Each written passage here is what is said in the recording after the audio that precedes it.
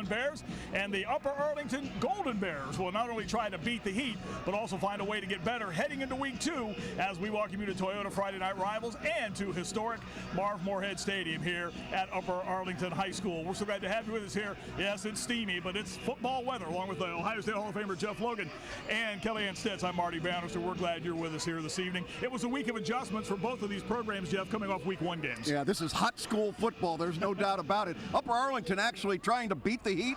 What they did, Marty, they practiced at 5:30 in the morning this week just to try and get ahead of it. Coach Mark Norrie's Olentangy Berlin Bears had a tough week 1 opener. They played a very good DeSales team, held on at the end, and came away with a 17-10 win. A converted linebacker is the key to this Bear cave. That's Aiden Evanston, a quarterback. Yeah, and not just an average linebacker. This is a kid that was the OCC Cardinal Division Defensive Player of the Year last year, and they move into quarterback here in 2024. He played a little bit in middle school. He's not unfamiliar with the position, but this is brand new.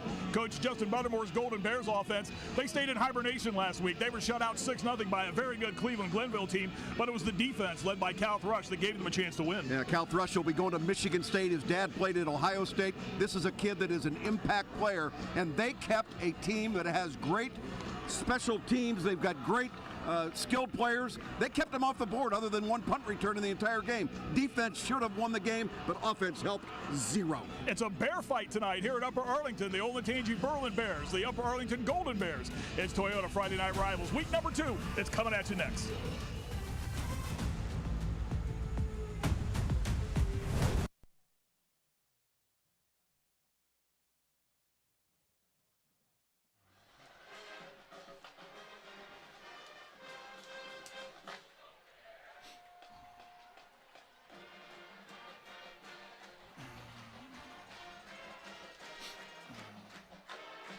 Yep.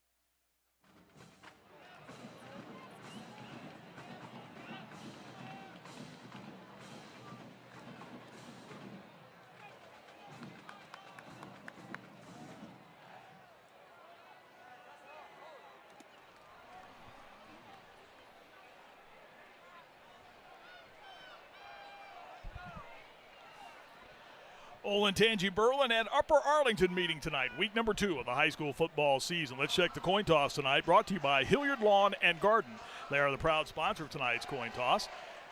Olentangy Berlin won the toss, and they have elected to defer. So Upper Arlington will get the football first when we get play underway. But before we do that, we say hello to the third member of our broadcast crew. Down on the nice, cool, comfortable field is Kellyanne Stitz. Hey guys, it's the Battle of the Bears tonight with these two programs meeting on the football field for the first time ever. And I asked UA's head coach Justin Buttermore about that. And he says when you have success, it can be tough trying to schedule a non-conference opponent in town. They put out feelers about a couple of years ago regarding the schedule. Olentangy Berlin agreed, and Buttermore welcomes this early test against a young but successful Olentangy Berlin program.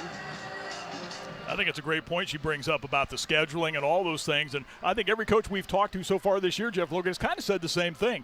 This gives us an opportunity to schedule up. Well, the thing I like about this, 2018 was the very first year for Olentangy Berlin in the district. They opened up. They go 1-9 with head coach Mark Norrie, 0-7 in the conference. And what do they do after that? They just make playoffs year after year after year. Last year they go 11-2, 5-0 in the conference. They lost to Dublin Kaufman in the playoffs. And but I'll tell you what, he has done a terrific job, Mark Norrie. Colton Less will get set to kick the football away for Olentangy Berlin. Their place kicker who started the season for them, Graham Felger, is not playing tonight. So I was talking to Mark Norrie, the Berlin head coach, prior to the game. I said, who's going to do your kicking tonight? He kind of looked at me and said, well, we're going to see here when the game gets underway. We almost had open tryouts in the pregame. The opening kick will roll into and out of the end zone, and that will allow the Upper Arlington offense to get the football to start tonight here at Marv Moorhead Stadium in Upper Arlington, one of the brand names in high school football all across the state of Ohio. There's Kyle Cox, the senior quarterback, 6'2", 190-pound senior, struggled mightily last week, was on the run a lot, Jeff, against a very talented Cleveland-Glenville front. If they keep him in the pocket tonight, he will probably have some success throwing the football. I think you're right, and I'll be very curious to see how they respond after a very lackluster offense against a pretty good Glenville team. But Coach told us, Coach Buttermore said he didn't have 11 guys on the same page on any single play last week against Glenville. And they also had a tough time dealing with the physicality of that Glenville team, something they worked a lot on in practice this week. First play from scrimmage from the 20s, a handoff to Alec Diller, the 5'11", 212-pound senior, works for a short gain, and we're underway tonight here at Upper Arlington High School. Let's check the starting lineups. There's that Golden Bear offense we were talking about. Alec Diller will get the majority of the carries. He will give way at times to Jaden Chinavon. Kyle Cox, the senior, last year threw over 1,772 yards. Wally Sweeney playing at one of the wideout spots tonight despite a wrist injury. Hurt that last week against Glenville. Second down and 6 after the 4-yard gain by Diller, and Cox will throw and has a receiver to the far side of the field. Trent Wolpert makes the catch, the 6'2", 190-pound junior, and he turns it up for our first down of the night, sponsored by Mighty Dog Roofing. Well, last year in 23, he was the #1 receiver, Wolpert, as you look at the defense for the Berlin Bears. Wolpert last year had 42 catches, Jeff. That's a good group right there, that defense. And they really bowled their back, especially down the stretch last week, led by Alejandro Aguilar, one of those linebacker spots. He's the dog linebacker, as they use in their terminology, and they shut down DeSales late and came away with a 17-10 win. First down and 10 Upper Arlington as we just get underway. Golden Bears, as you look at your screen, your tablet, your phone, however you're watching this one, they are moving from left to right. Short gain again to the running back, Alec Diller, brought down by Chase Cone, the free safety. Give you an idea how difficult it was for the Golden Bears to generate any offense a week ago. They had 16 yards rushing for the entire game, 61 passing. Marty, they only had 2 first downs until the very last drive of the football game. So, Glenville pretty stout on defense, but again, not everybody on the same page offensively. Second down and 6. They'll put Diller in motion, and Cox will hit him into flat juggles a couple of times before gathering the football in and manages to make something out of nothing there. Diller treated that football like it was like the weather, very hot, managed to hang on to it and turn upfield and get out to the 38-yard line. I think it was important for Diller to catch this football because I think this ball was thrown as a lateral behind the line of scrimmage there, and I don't think it was a forward pass. And if that ball goes on the ground, I think it's live. So pretty good heads-up play by Alec Diller. Brings up the first challenge for this offense, 3rd down and about 4. Jeff talked earlier about Upper Arlington practicing at 5:30 in the morning this week. They did that Tuesday and Wednesday. 2 wides to the top of your screen. Movement across the front on the Berlin defense, and we have movement up front. That was weak side linebacker Xander Tompkins who Got went into dead the ball neutral foul. zone. Encroachment. Defense, number 29. The 5-yard penalty. First. That's our referee, Phil Colflesh, tonight. He's joined by Eric Mock, Adam Barnes, Nate Ferdinand, Zach Olszewski, and Rick Barnes. That penalty flag sponsored by the United States Army. That's the easiest first down you're going to have all season long. Going with a hard count there on third down and a little jump by the offense. Again, high school football, if you encroach, if you get into that neutral zone, whether or not the ball is snapped or not, it's an automatic penalty. And when you only had 2 last week for the majority of the game, you'll take them any way you can get them. Take them any way we can get them. Ball out to the 43-yard line. They'll put a man in motion out of the shotgun formation. One hand clap. There's the handoff inside. It's Diller again, just straight up the middle, out to the 45-yard line. Dawson DeMoss, the middle linebacker, who had 11 stops last week in the game against DeSales, made the stop that time. Justin Buttermore and his staff. He's one of the coaches that I think when you start talking about coaches who have so much respect around this part of the state of Ohio, Jeff, he's usually in that mix. If you were to list them maybe 1 through 5, he's in that top 5. Absolutely. He is a class guy. He's got a great mind, and he's got a really good staff here at Upper Arlington to support him. 2-yard gain, 2nd down and 8 for the first time tonight. Cox is over center, and he'll roll to throw this time. He does this a lot. And we'll zip this one downfield. Oh, what a catch. And breaking free down the far side sideline. Down to the 5. In and going into the end zone. Touchdown, Upper Arlington.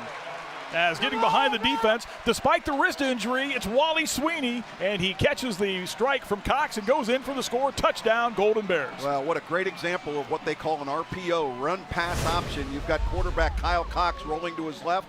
A lot of room to be able to run the football, but he's able to locate Wally Sweeney, who is free down behind. And I think the cornerback had given up on the play, thinking it had to be a run. There's no way that he's going to throw this football. And look at the separation there. Wally Sweeney, the senior, takes it into the end zone. And again, look at the cast on that left arm.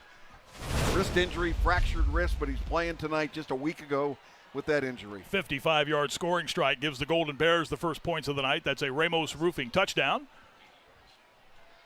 And the extra point attempt is airborne by Edward Oakley. Last year he was 33 of 35, his first attempt this season. Splits the uprights, and the Upper Arlington Golden Bears strike first and quickly on the 55-yard scoring pass from Kyle Cox to Wally Sweeney. 7-0 Golden Bears. High school football, our Toyota Friday night rivals. It's Toyota's national sales event. Swipe into end of summer fun with an exciting new Toyota. Whether you're paddleboarding in a RAV4, mountain biking in a Tacoma, or tubing with your best friends in a Camry, you'll find plenty to post about all summer long. Lease a stylish new 24 Corolla for $239 a month. Get the all-new, all-hybrid Camry with 5.25 APR financing, or lease this Camry for $319 a month. Come in today. Ooh, like Toyota, let's go places. And again, that Upper Arlington touchdown, a Ramos Roofing touchdown. Get your free estimate on a roof by calling or texting 614-761-ROOF. 6 plays, 80 yards. The scoring play and the scoring recap brought to you by ADAMH. And again, it is 7-0 in favor of Upper Arlington as the Golden Bears use that RPO formation. And the quarterback, Kyle Cox, lined up behind center that time, Jeff Logan. First time we'd seen that tonight out of the Golden Bears offense, and it worked out. Showing a little bit different. The one thing that Berlin Bears do on defense, we'll get another look at that when the ball switches hands again, they are very odd the way they line up on their fronts. In 6 plays, 80 yards, the scoring summary brought to you by Alcohol, Drug, and Mental Health Board of Franklin County. Here's the Upper Arlington kick, and a nice return out across the 25 near the 30 as Berlin will have good field position to get this possession started. That was A.J. Clark on the return. And the Golden Bears will send their defense out to face the Olentangy Berlin offense, led by the converted linebacker, moved over to quarterback, 6 foot, 230-pound senior Aiden Evanston, last year's Defensive Player of the Year in the Ohio Capital Conference Cardinal Division. Last week, 8 of 14, 103 yards, a pick, and a touchdown pass in the win over the DeSales Stallions. Started one game last year at quarterback, and that just so happened to be in the playoffs against Kaufman when their starter Harrison Brewster was out. They'll empty the backfield, and Evanston will flare near side, and this is Alejandro Aguilar making the catch and trying to get upfield from the 29-yard line. Short gain for Aguilar, who was the starting left fielder on the Olentangy Berlin baseball team, which got to the state semifinals in Akron back in June. There's that offense, and again, a good offensive line led by Jake Marsich at that left tackle spot. He's going to play at Penn. 6'3", 265-pound senior. They've got good size all across that O-line. The right guard, a new starter, Will Caldwell, 6 foot, 345 pounds. Second down and 7. A.J. Clark dancing for a little running room and finds very little. Again, the line of scrimmage was the 32, and he's going to lose a couple of yards, Jeff, back to the 29. And here's this Upper Arlington defense. Jeff told you about Cal Thrush. This is a good group back there. The strong safety, Nick Ardelia, 50 tackles last year, an interception, and 3 tackles for loss, and that's pretty impressive out of your strong safety. Back to the 29, a loss of 3, so it's a 3rd down and 10. 3 receivers on the field for the Berlin Bears, and they are flanked to the right of the quarterback, Evanston, who goes back into the pocket and has time to throw. And gets flipped airborne as he got out to the 35-yard line. The nose tackle, Dom Bennett, 5'11", 235-pound senior, with the flip to the field turf. It is shy of the first down. Let it bring up a 4th down and 3 as he got out to the 36-yard line. Good job by the nose tackle, Bennett, stringing his play out, Jeff. Well, look how thick this quarterback is. I mentioned he was a linebacker a year ago, and he gets out there, and he is a solid runner of the football as well as throwing the ball. Just like Upper Arlington, on a tough 3rd down conversion, they're going to have to go ahead and punt here on 4th down. No tricky business here, right? No. Too early in the season, too early in the game. That was Nick Ardelia, by the way, who was over on the stop. Bennett was chasing, but Ardelia, the strong safety, is the one who flipped the quarterback airborne, and Ardelia's back to field to punt, takes a high bounce, and he'll make the catch and then get stood up, and good coverage that time by the Berlin Bears coverage team. Racing down there to lead the way on the stop for Berlin was Chase Cone. Here are tonight's keys to the game between these two rivals meeting for the first time ever in this matchup. For Olentangy Berlin, it's build on week number 1. Head coach Mark Norrie said, we had some guys last week who walked onto the field and went, wow, this is high school football. Yeah. And he told me earlier in the week, he goes, we were playing a DeSales team who, as he put it, had dudes on the field last week. And he was very impressed with the way his young kids stood up to the challenge. And for Upper Arlington, well, it's pretty simple. Got to be more physical. Generate some offense. They've already done that with an 80-yard scoring drive, a 55-yard scoring pass. But head coach Justin Buttermore, Jeff, said we need to be more physical this week. Start that physical nature by getting your kids up at 5 in the morning and practicing at 5:30. There's no question who the boss in town is, right? Holy smokes. First down and 10 for the Golden Bears from their own 22, and Cox is rolling to throw, and a good pass right into the flat at the 30-yard line. And spinning out across the 30 is Trent Wolpert, making his second catch of the night. And he'll pick up a Golden Bears first down as he gets across the 35 to the 36-yard line, pick up a 14 yards. Now, what an excellent job by Wolpert. He got out there and found a spot in the zone and just sat down and made himself a target for his quarterback. That is outstanding. This is a kid that's got a great upside and really read the defense well, sat down in the zone, gave his quarterback a clear picture to be able to throw the football. Good start, first down and 10. And that first down sponsored by Mighty Dog Roofing. Single wide to the far side, again out of the shotgun, the handoff inside Diller to the 40, perhaps to the 41-yard line where he is brought down. The bottom of that pile, Hudson Altman, a 6'4", 280-pound junior for Olentangy Berlin. Also over there helping out was the strong side linebacker. There you saw Angelo Johnson a moment ago. Good look at Kyle Cox, returning starting quarterback from last year's Golden Bears team that went 10-4. Talked about the weird fronts. Look at this. Only 2 guys down on the defensive side, 5 linebackers, 2 down linemen. Wolpert in motion. Cox will hand off, and this is Diller trying to get to the outside and has stood up right about the 45-yard line, a short gain of 4 right there. What does that do to an offense, Jeff, when you see those type of formations, those ones maybe you haven't seen before? Well, that's the problem. You get confusion because as an offensive lineman, you either expect somebody to be lining up head-to-head with you or just on the inside of you, and when you look across the way and there is nobody to be found, now all of a sudden you start thinking about blocking assignments, who has who, and they've tried to duplicate what they've seen so far on tape of this football team, but they continue to give you different looks. 3 down linemen this time, it appears. There were only 2 down linemen before, There we go. We got to walk up there, 3 down linemen. This is just different every time they come to the line of scrimmage. 3rd and short, 3rd and 1. It's Cox, the quarterback, keeping the football and getting to the 47-yard line and picking up the first down. This game speeding right along. We're at the 4.5-minute mark of quarter number 1. I probably just put the old announcer's jinx on it right there. You know, these 5-yard gains on first down by Upper Arlington have to feel like 20-yard gains compared to what they had a week ago against Cleveland Glenville. By the way, Glenville back in town this week, playing at Liberty, if I'm not mistaken. Is that correct? Just could not get enough of the capital city. Yeah, maybe they stayed over. They could have. First down sponsored by Mighty Dog Roofing.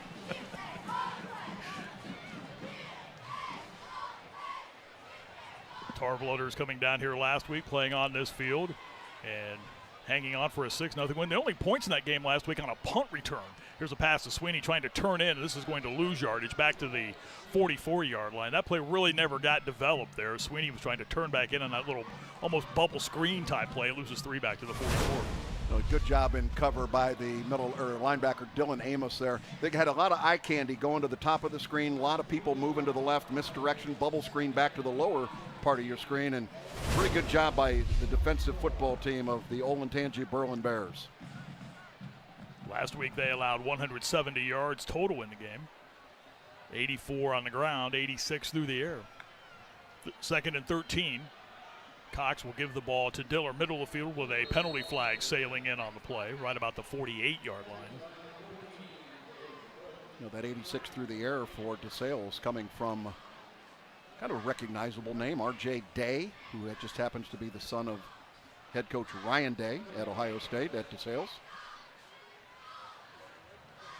Holding call.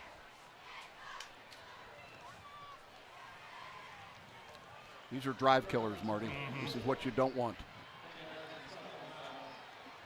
Penalty flag. Look at the penalty, sponsored by the United States Army. Thanks to Kroger Great Lakes Distribution Center, tonight's game is streaming live on the ABC6 YouTube channel, the ABC6 News app, and on the CWColumbus.com. Those are among the places you can watch and listen to our broadcast each and every week, no matter where you're at, Jeff Logan, either Central Ohio, around the state, so there are around the world. No more excuses. None. Not a one. 2nd and 20. Cox, near side, Sweeney with the catch, trying to shake free of defenders, and a big play right there. That was Angelo Johnson, the strong side linebacker, racing up and making a very good tackle right there. Wally Sweeney having a big night already in this game. Kellyanne Stitz, no one was really sure he was going to play tonight.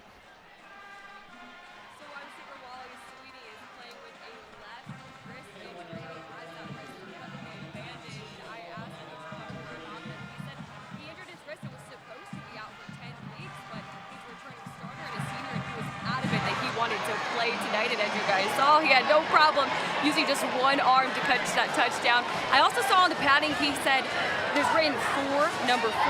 He said he's playing for his teammate who is not able to play tonight. I was told he's out tonight, he'll be back next week, and that was all the information I was given, but using some extra juice tonight against Berlin. Down to 19, Cox will throw long downfield and going airborne and making the catch in traffic. That time it's Trent Wolpert with the reception, and Upper Arlington has a first down. Threw it into traffic, but Wolpert was able to wrestle it away from 2 defenders. First down, Golden Bears. Well, good execution by Kyle Cox on keeping the play alive on an RPO, and he was able to find a receiver again. Double coverage downfield, and that's what we talk about, getting up and high-pointing the football. Really, Trent Wolpert was the only one that got up, located the ball. Defenders were trying to locate Wolpert, and he goes up and he makes the big catch and an improbable long pickup for a first down. 37 yards on the throw from Cox to Wolpert. Diller with the carry on that play gets to the 20-yard line as we roll to 90 seconds left in quarter number 1. Golden Bears will go in a hurry. It's Diller the carry. Another flag is down. This behind the line of scrimmage, or ahead of the line of scrimmage, I should say, back about the 8-yard line. And Berlin was trying to get new personnel on the field that time, and they were unable to get them all off. It's going to be illegal participation.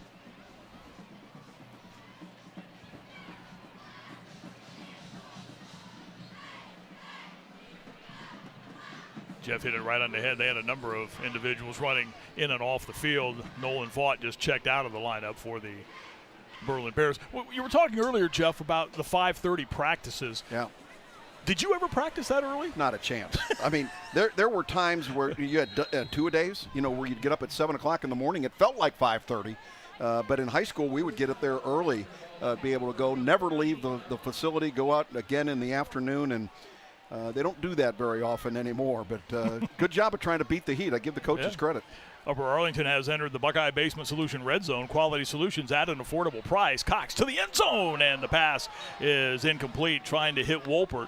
And good coverage that time. Tyler Miller, the field corner, was back for Olentangy Berlin to annoy the receiver Wolpert, and the pass sails incomplete. Yeah, a lot of hand checking going on here, but really a good job by Tyler Miller. You can see here right at the tail end of the play, number 11, the senior, got that coming left up to hand make up. the play. Yeah. Got that big left hand up, Jeff. Knocked the ball away.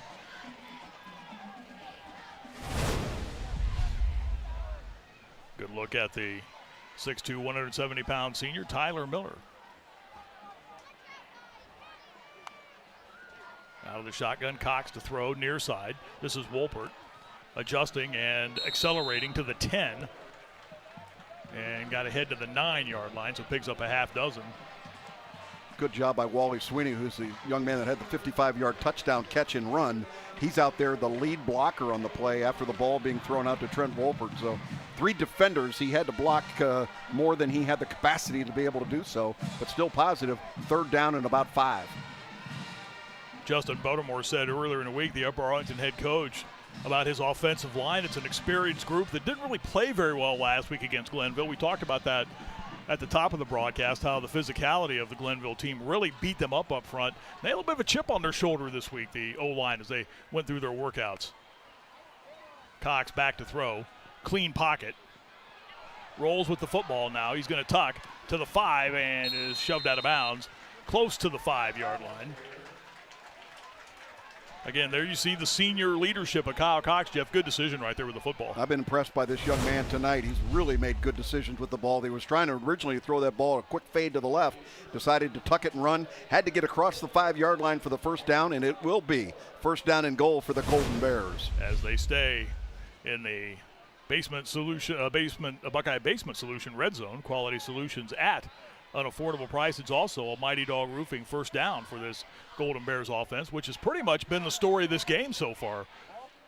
6 seconds left, quarter number 1. Big Jack Thrush in there at the wing-back position, going to use him as a blocker on this play. But it doesn't help, as Diller was hit in the backfield and just tried to get back to the line of scrimmage and might have done just that. And that will be the final play of quarter number 1 tonight. The Heat, as I mentioned, has been the big story of the week, but the lights are on, and it is starting to cool off just a smidge, if you know what a smidge is. 7-0. Upper Arlington leads Olentangy Berlin after 1.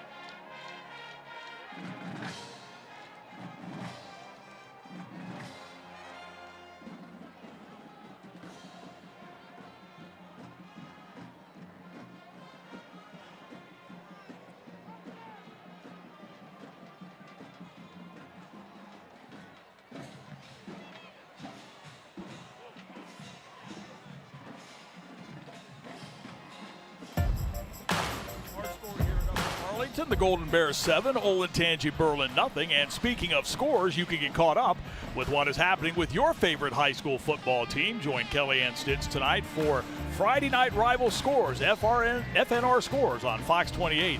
It's sponsored by Columbus Day Community College, and it comes your way after our broadcast tonight on Fox 28, your ticket to high school sports all season long.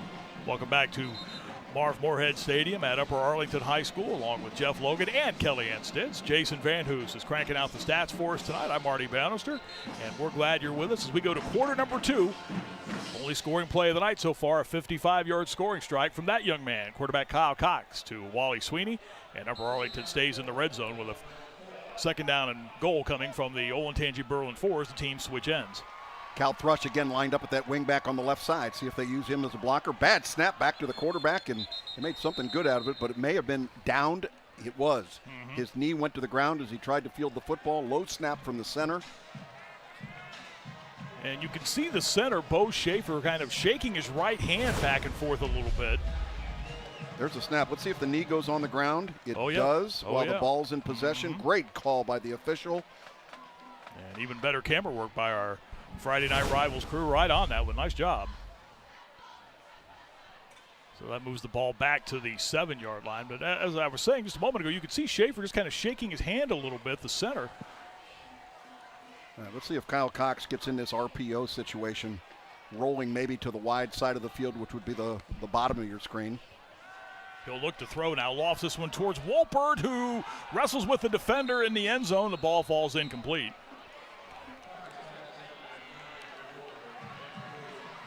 That was Tyler Ward who was back there on coverage. Flag down. And that is back behind the Upper Arlington offense. Most likely, Berlin will decline this. They don't want to give Upper Arlington another shot at the end zone. Here's the call by our official.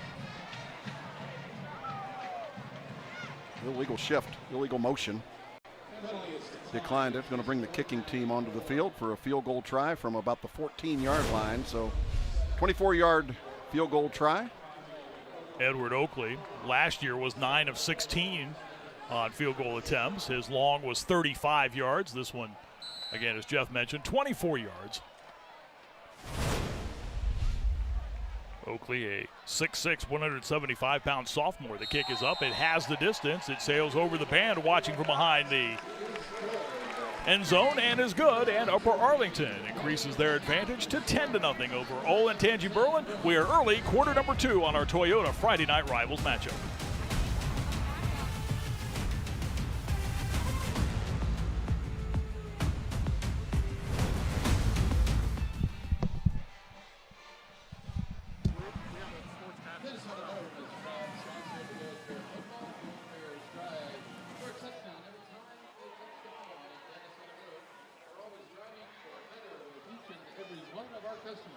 Check out the newest lineup of Hyundai and Genesis vehicles, as well as a huge selection of quality used vehicles.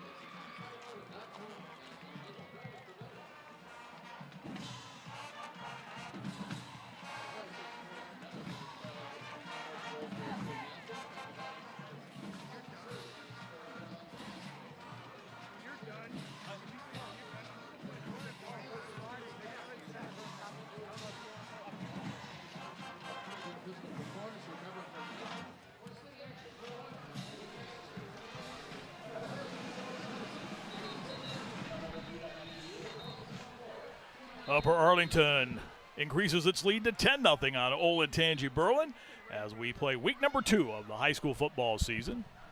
We are at Marv Moorhead Stadium at Upper Arlington High School.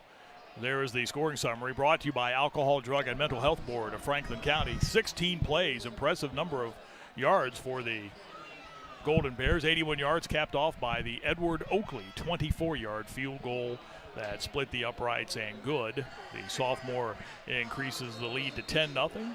6'6", 175-pound sophomore. Jeff, I know you love kickers, right? Absolutely. Drew Basil, former Ohio State Buckeye kicker, is the kicking coach for the Upper Arlington Golden Bears. He's got that young sophomore, 6'6" kid.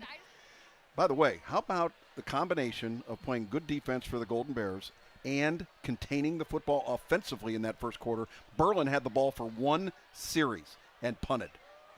This kick will sail into the end zone where A.J. Clark fields it, and since the ball went into the end zone, it will come out to the 20-yard line, and that's where the Berlin Bears will try to get something generated offensively here in quarter number 2. The Football Fever on ABC6 is the perfect play to get you ready for the Buckeyes season opener against those Akron Zips. The new season starts, believe it or not, tomorrow with the Football Fever on ABC6 at 11 o'clock in the morning. Dave Holmes, Kellyanne Stitz, the entire Football Fever crew will get you ready for the Bucks and the Zips tomorrow. Kellyanne, one of the hardest working professionals in this business. I tell you. She is everywhere. Scores, the Football Fever, getting soaked in post-game celebrations. Shy of the 30-yard line is the ball carrier, A.J. Clark. Had 10 carries, 36 yards last week against the DeSale Stallions. And a gain right there of 7 gets him out to the 27-yard line. Again, A.J. Clark in that backfield. He's a guy that got a number of rushes, 10 rushes last week in their game. Passing attempt here. Evanston will tuck the football and run, and is brought down at the 35-yard line. Jason Milo, the 6'1", 197-pound senior inside linebacker, was there to greet him as he got to the 35, but it's good enough for a first down. The first down sponsored by Classic Exteriors. How about him taking care of the football? James Milo, number 31, coming up to make the play. Milo, 197-pound linebacker. Usually that's big enough, but my goodness, this is a thick quarterback in Aiden Evanston. And keeps the football again. I was talking to Mark Norrie earlier in the week about Aiden Evanston, and I said, was he hesitant at all to move to the quarterback position? He said, absolutely not. He embraced the move. In fact, Jeff, you talked about it earlier. He was a 2-year starter in middle school at quarterback, but when he got to the varsity, they happen to have a guy by the name of Harrison Brewster, who's now playing Division I college football. So he said, you know what? I might stay on the defensive side of the ball for a while. Yeah, pretty good idea then. But bottom line is chicks like quarterbacks. That's what, is that what it is? That's what the motivation was. All right. Handoff inside. This is A.J. Clark taking a couple of good pops and spinning ahead to the 40-yard line, a gain of 3. 2nd and 5 here. Third down, excuse me. A.J. Clark, another guy that Mark Norrie likes at that running back spot. It's a pretty good tag team tandem they have back there. Alejandro Aguilar and A.J. Clark, about the same size. Aguilar 5'8", 170. Clark 5'8", 165. Aguilar the senior, Clark the junior. Aguilar's been injured a little bit. He's about 70%, so I think we're going to see a lot of A.J. Clark. 3rd down and 5, and Evanston's back to throw, and a dart to the near side, and the pass is caught by Colton Less, and he gets across the midfield stripe into Upper Arlington territory, and a first down for the Olentangy Berlin Bears.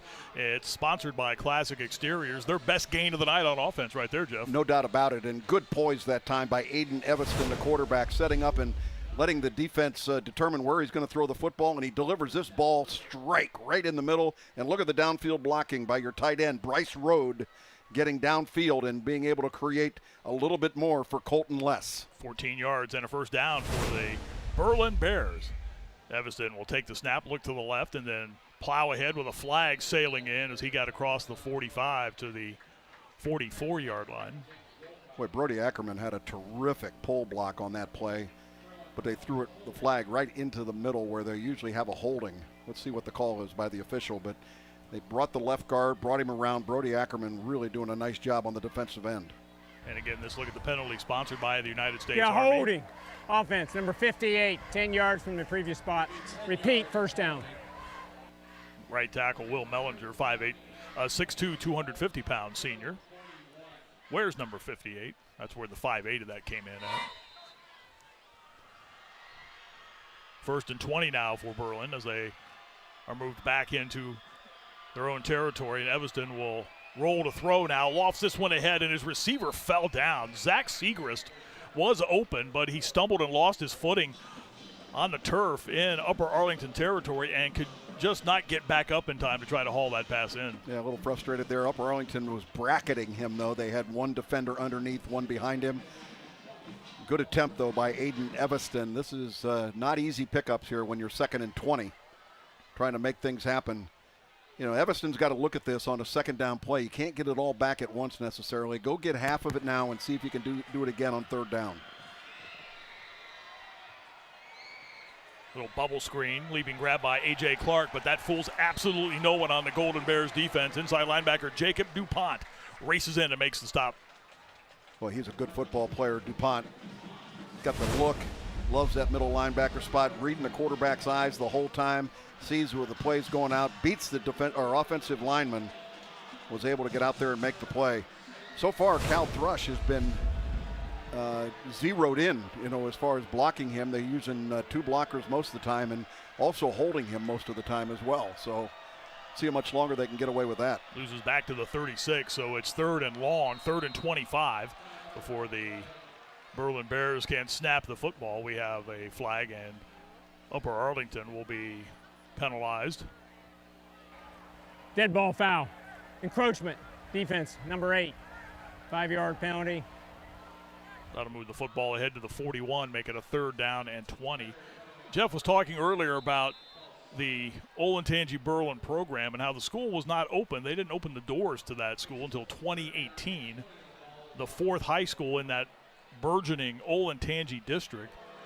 It is now the 4th largest school district in the state of Ohio, behind the 3 C's, Cleveland, Columbus, and Cincinnati, which is just remarkable when you think about it. Evanston steps up into the pocket, sidearm slings it to the near side, and a juggling catch, and just getting over the midfield stripe back into Upper Arlington territory is Bryce Rohde, a 6'2", 195-pound junior, but it is still shy of the 1st down, and they'll have to kick the football away. Aiden Evanston does some of their punting. This time, though, he'll give way to Colton Less, who will come on and kick the football away. Evanston last week kicked 5 times for 35 yards. But that Olentangy district, the way that it has grown, the long-range plans include, Jeff, another high school here within the next probably 5 years. 4th and 1. I was expecting maybe the team would go for it, but they're lined up in punt formation, and that's going to be the case. And here is the punt. Fair catch signaled for and made at the 15-yard line. And Upper Arlington will get the football back. Nick Ardelia with the fair catch. And the Golden Bears will put their offense back onto the field. Quarter number 2 of this one tonight. They lead Olentangy Berlin 10-0. Toyota Friday Night Rivals. Summer won't last forever, but during Toyota's national sales event, you can make memories that will. Come on. There you go.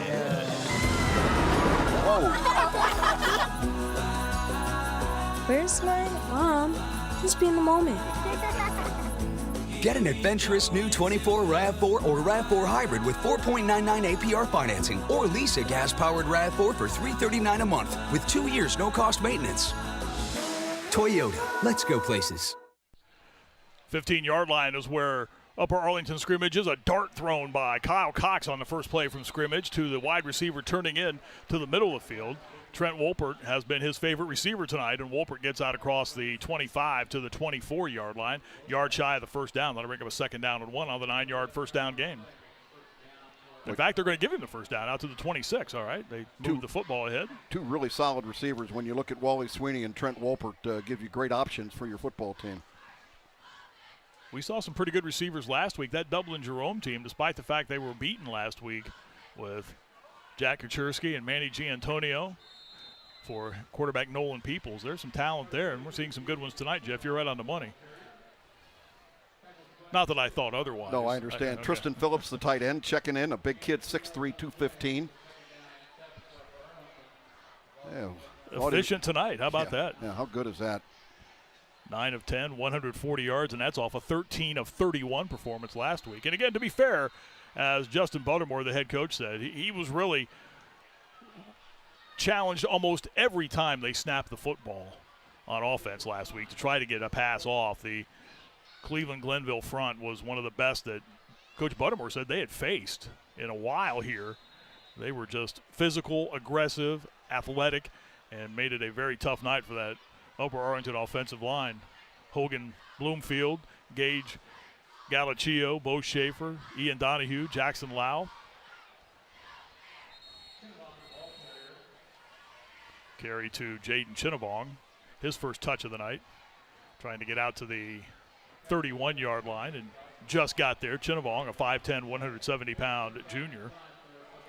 Last week, Jeff, I know how you love the football to be run, but Upper Arlington carried the ball 18 times as a team last week. Jeff gained 16 yards. Yeah, just no good. There was no movement of the offensive the line of scrimmage. And this is one of the biggest offensive lines Upper Arlington has had in some time, but that just proves to you that size doesn't always guarantee the success. Look at the odd defensive front again. Nobody. One guy lined up on the ball. In their motion, they missed it.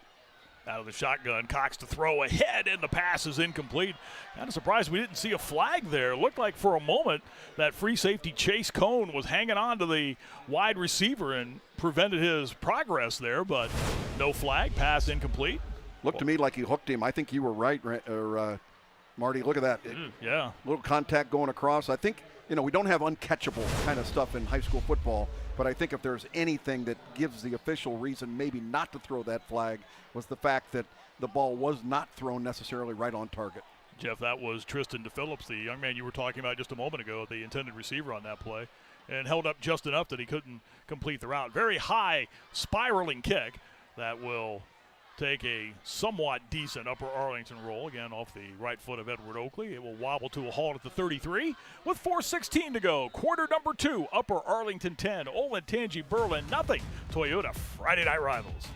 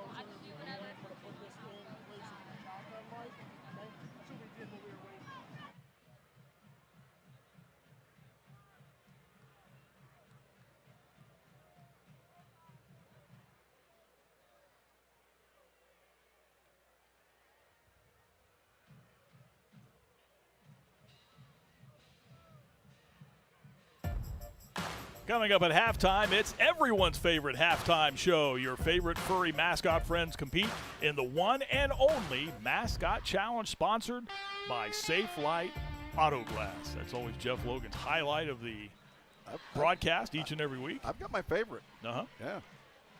There's a Vegas line on this. Mm-hmm. There's a Vegas line on everything, Isn't there? Isn't that the truth? See if this Olentangy Berlin offense can get something generated here, down 10-0.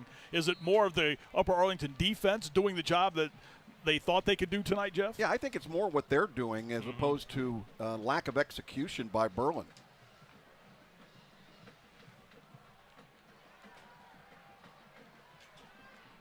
Evanston to throw in a good pass across the middle to Colton Less, and he has stood up and then knocked backwards right about the 46-yard line. That is good enough for a first down to pick up a 14. You can't convince me that this kid was a better linebacker than he is a quarterback. I mean, he was terrific last year at that linebacker spot, but watch him step in here, step right into the throw. That is excellent, and he lets it all happen in front of him, able to find his receiver over the middle. Helps when you have a clean pocket too, doesn't it? It sure does. No pressure whatsoever. 3 wides to the near side, and they'll hand the football off with a flag down, as trying to negotiate his way out to the 50 was A.J. Clark, but he's not going to get there. In fact, the ball's coming back. There was a holding call on Olentangy Berlin. I mentioned one of the strategies of trying to keep Cal Thrush out of your backfield is to put a couple of guys on him and maybe hang on for dear life, and I think they got caught again. Got holding. Number 68, 10-yard penalty from the previous spot. Repeat, first down.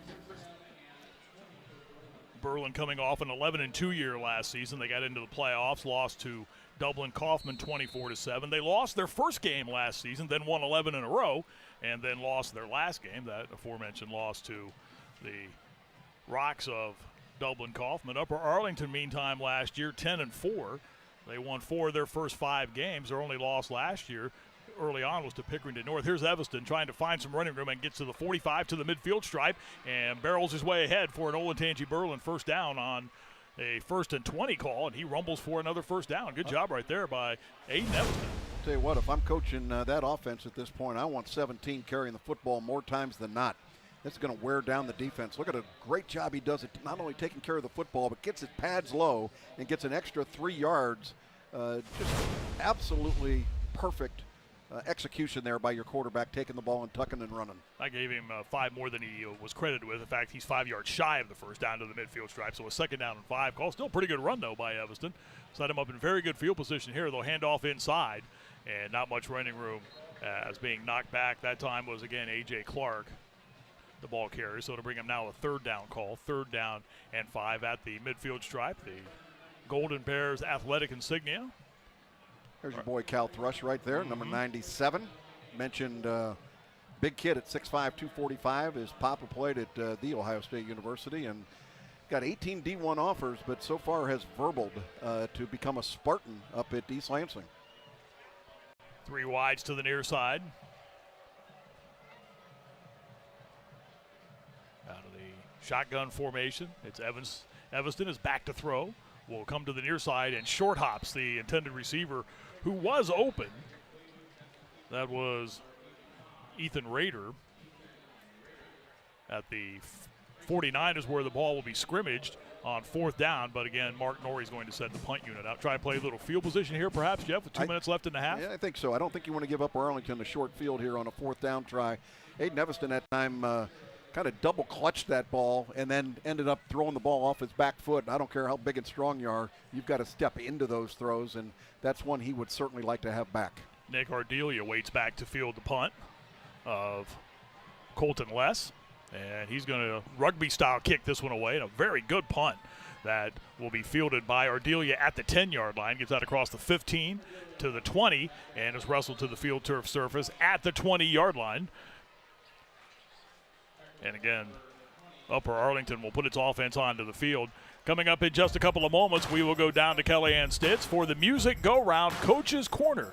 And right now, it looks as if she'll be talking to Justin Buttermore. Get his thoughts on the first half of this one, with right now his club on top by the score of 10-0. I think the one thing Upper Arlington wants to make sure of here with just 2 minutes, just under 2 minutes, 1:52 remaining here in the second quarter, is do not make a mistake. No turnovers here.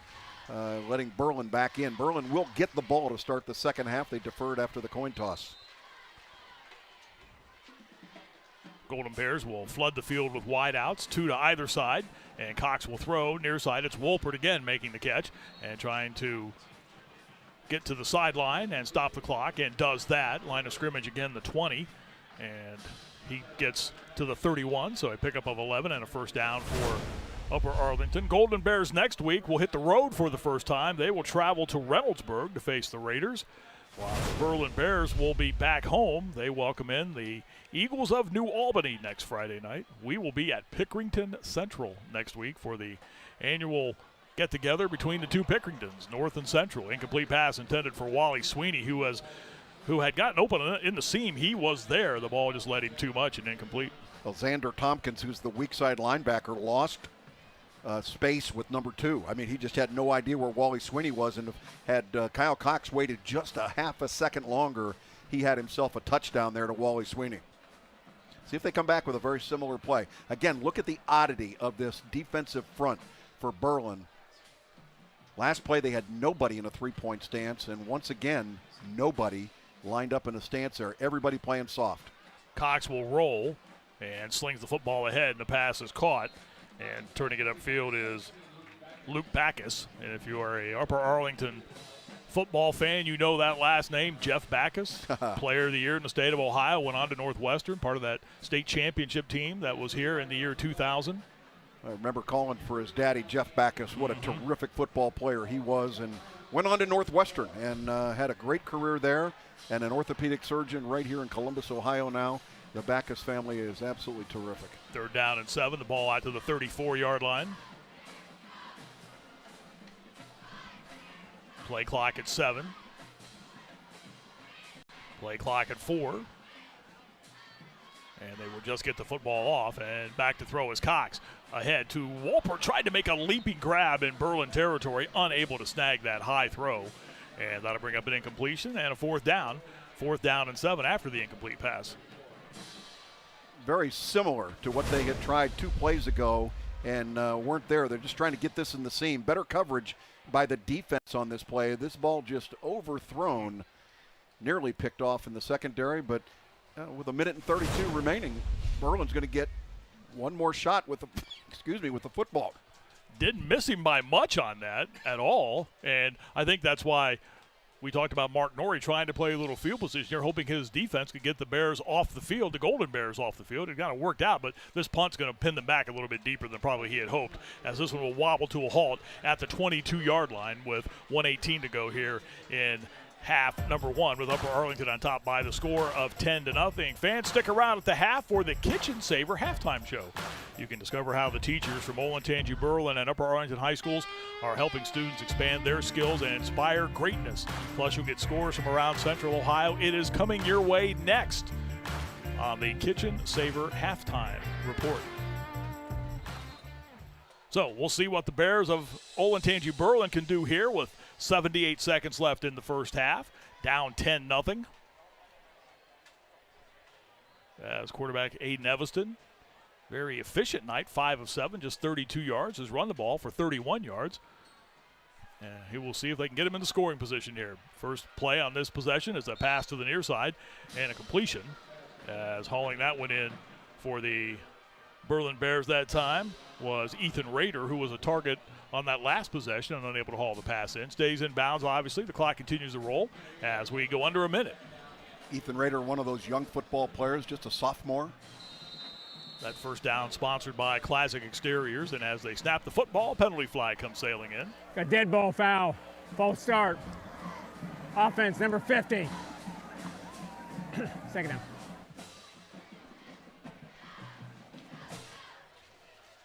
Jeff, when you're in this type of situation, if you're Mark Norrie and that Berlin offensive staff, that's frustrating, isn't it? It truly is. Those are self-inflicted wounds for your football team. There's your head coach right across the way. Self-inflicted wounds, and if you're playing against a good, solid football team like Upper Arlington, those mistakes will haunt you. Offensive lineman at Boston College, Mark Norrie. Here's a pass ahead to the near side, and it's intercepted. It's taken away. Going low, Jake Braun, who last year tied for the team lead with 3 picks, comes up with a big one here towards the end of the half. And the Golden Bears get the football in Berlin territory with 28 seconds left. Boy, we got a great look at this. Jake Braun just jumped the route, read it the whole way, and look at him step right inside the receiver, intended for Zach Zichrist. And with 28 seconds to go, Upper Arlington back in business. Leading 10-0 and a chance to add on here as the half winds its way down. The ball at the 35-yard line. 3 timeouts remaining for Upper Arlington. They're going to have about 15 seconds once they get lined up. It looks like they may take a timeout here. A little bit confused in terms of what they're trying to do, but play clock's down to 9, Jeff. They'll put a man in motion and snap the football with 2 on the play clock. Cox is back to throw. Being chased. Evades Nolan Vaught to the near side. Looks, sets, now will retreat and just flare this one ahead and out of bounds to throw the football out of bounds and stops the clock with 16 seconds left. Cox was trying to find somebody somewhere that time and just ended up having to heave it out of bounds. Lost a lot of time on that possession as well, too, Jeff. Well, you got to have a receiver or two that comes back to the quarterback. And I get the idea of trying to get behind the defense and everything else, but somebody has to have the responsibility because the middle of the field is wide open, but all the receivers were running for the end zone. Go ahead and have somebody be that safety valve that comes back in and give your quarterback a chance to dump the ball. Second down and 10 after the incompletion. Cox will work over center. Last time they did this, he threw a 55-yard touchdown pass. He's back to throw again and is rolling again to throw and zips this one far side and way out of bounds. Again, Wally Sweeney, the intended receiver that time, along the Berlin sideline area. Most certainly out of field goal range. We're talking 57 or 52 yards here if they were to try a field goal. So, again, 3 timeouts remaining for both football teams. Only 9 seconds remaining here in the half. And really, if you get the ball off quickly here, you should give yourself 2 downs. 2 plays left before the half.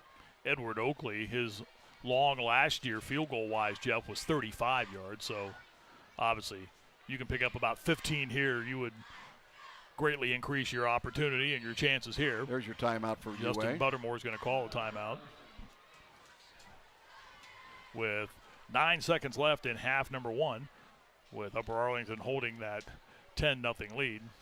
The timeout on the field is sponsored by Aware Recovery Care. In-home addiction help is waiting for you at awarerecoverycare.com. Marty, if they can pick up about 15 yards here, that would put them in position to be able to try a field goal here before the end of the first half. And while we've got a little bit of time, I wanted to congratulate my TV partner here on the announcement that we couldn't talk about last week, but Marty Bannister is the new voice of Ohio U football on radio.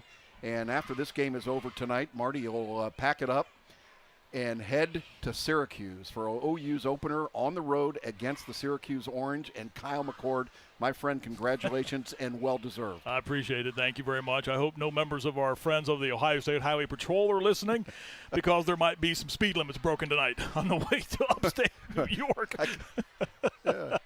I can tell you that. I can tell you this: as hot as it is up here, we have no air conditioning. I don't think I want to smell what your car is like by the time you get to Erie, Pennsylvania.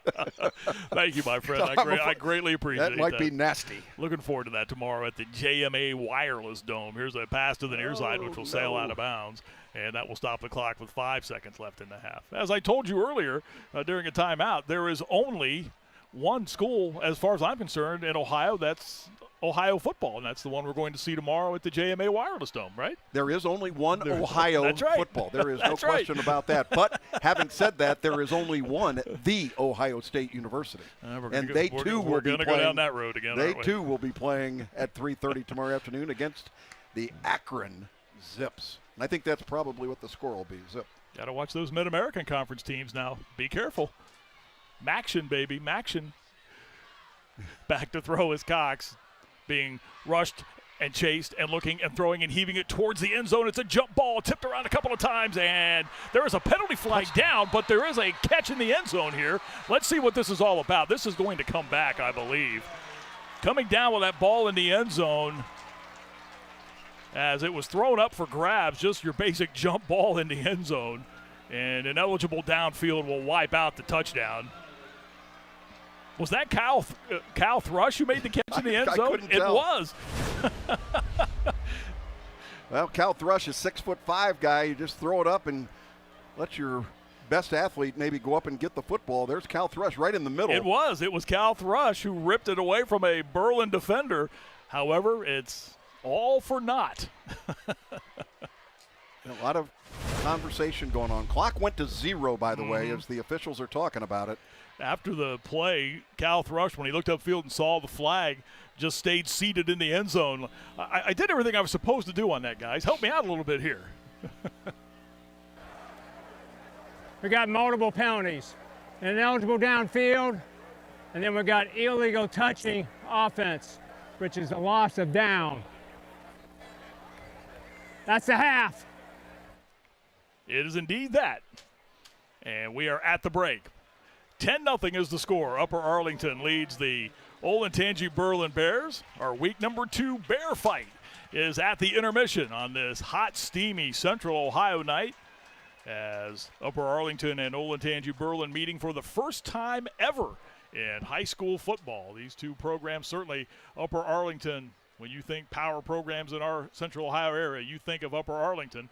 And as well, the Olentangy Berlin Bears, I think Mark Norrie's program is going to be a force to be reckoned with in years to come in Central Ohio as far as high school football is concerned. Again, 10-0 is the score right now.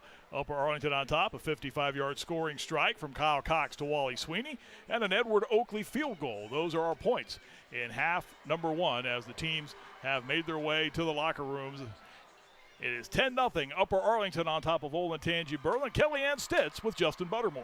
Coach Buttermore, you wanted to see more chunk plays from your offense heading into this one. How would you assess the offensive performance in the first half? Well, I was really happy, obviously, to see us hit a couple big plays and really drive the ball. So I was happy with that. Obviously, a huge mistake there at the end of the half that takes points off the board. But overall, pretty happy to see some of that.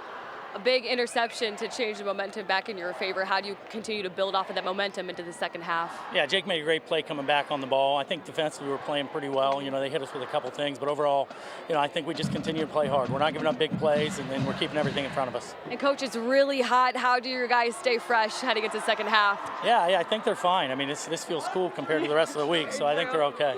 Awesome. Thank you so much, Coach. All right, thank you. 10-0. Upper Arlington leads Olentangy Berlin. The game has reached the intermission. Week number 2 of the high school football season and week number 2 of Toyota Friday Night Rivals.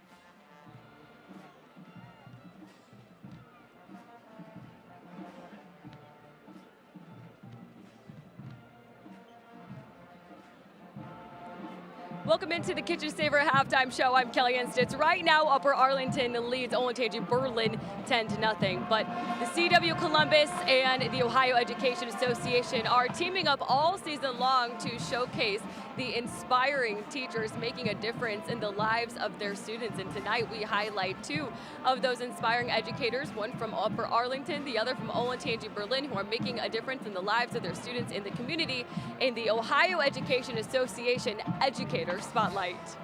The Ohio Education Association and the CW Columbus are putting the spotlight on these exceptional teachers here in Columbus, celebrating English and CBI teacher Karen Duramo of Upper Arlington and social studies teacher Amy Gestasani of Olentangy Berlin.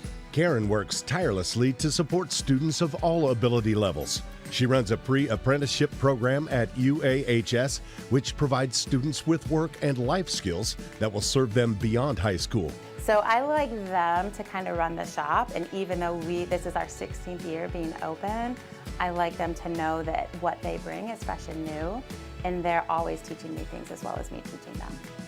Amy is their reigning Berlin High School Teacher of the Year. She is super involved in making the Olentangy Berlin school community a better place through her work on the building leadership team, the OBHS Diversity Club, the Interdisciplinary Studies course, and the relationships she makes with all her students. Getting to know them and learning where they are is the only way that they can really learn in my classroom if I meet them at their level. Congratulations to these outstanding educators for all of the hard work they do for the future of Ohio. Go Bears! Go Bears! Claws up! Such important work. We thank them and all of the teachers for what they do, making a difference in their students' lives every single day. But now it's time for the highly anticipated halftime segment. It's my favorite. It's Jeff and Marty's favorite. I know it's your favorite. Without further delay, it's time for the Safe Flight Mascot Challenge. Welcome, everyone, to the second annual Safe Flight Mascot Challenge, right here on the CW Columbus. Alrighty then, let's meet the contestants. Looking to pounce, it's Wildcat. Ready to roar, it's Lion. Setting up to soar, it's Eagle. Looking to sting, it's Bumblebee.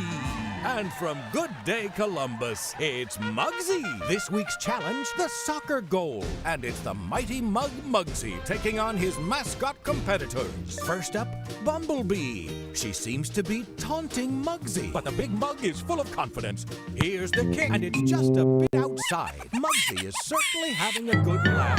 That is one humble Bumblebee. Lion is next. I gotta tell you folks, I don't see any way to score on Muggsy. Lion kicks like a brick wall. Muggsy stones Lion and celebrates the save. The fans aren't too impressed with Muggsy's sportsmanship. No roar this time, Lion. Here's Wildcat as Muggsy is taunting the kitty by laying down like a steel wall. Nothing gets past that mug. That's one furious feline. Last up, it's Eagle. Eagle has no chance here. I got an idea. What's this? Wildcat is sneaking behind Muggsy and he scores on Muggsy. The fans celebrate. Muggsy is clearly upset as Wildcat gets her revenge on Muggsy, which means this week's winner is Eagle. Congratulations, Eagle, on your big win. Tune in next week for another exciting Safe Flight Mascot Challenge on the CW Columbus. No mascots were harmed in the making of this video. Oh, it just keeps getting better every single week. But the Kitchen Saver halftime show will continue after the break. For right now, Upper Arlington leads Olentangy Berlin 10-0 here at UA's High School. We'll be right back.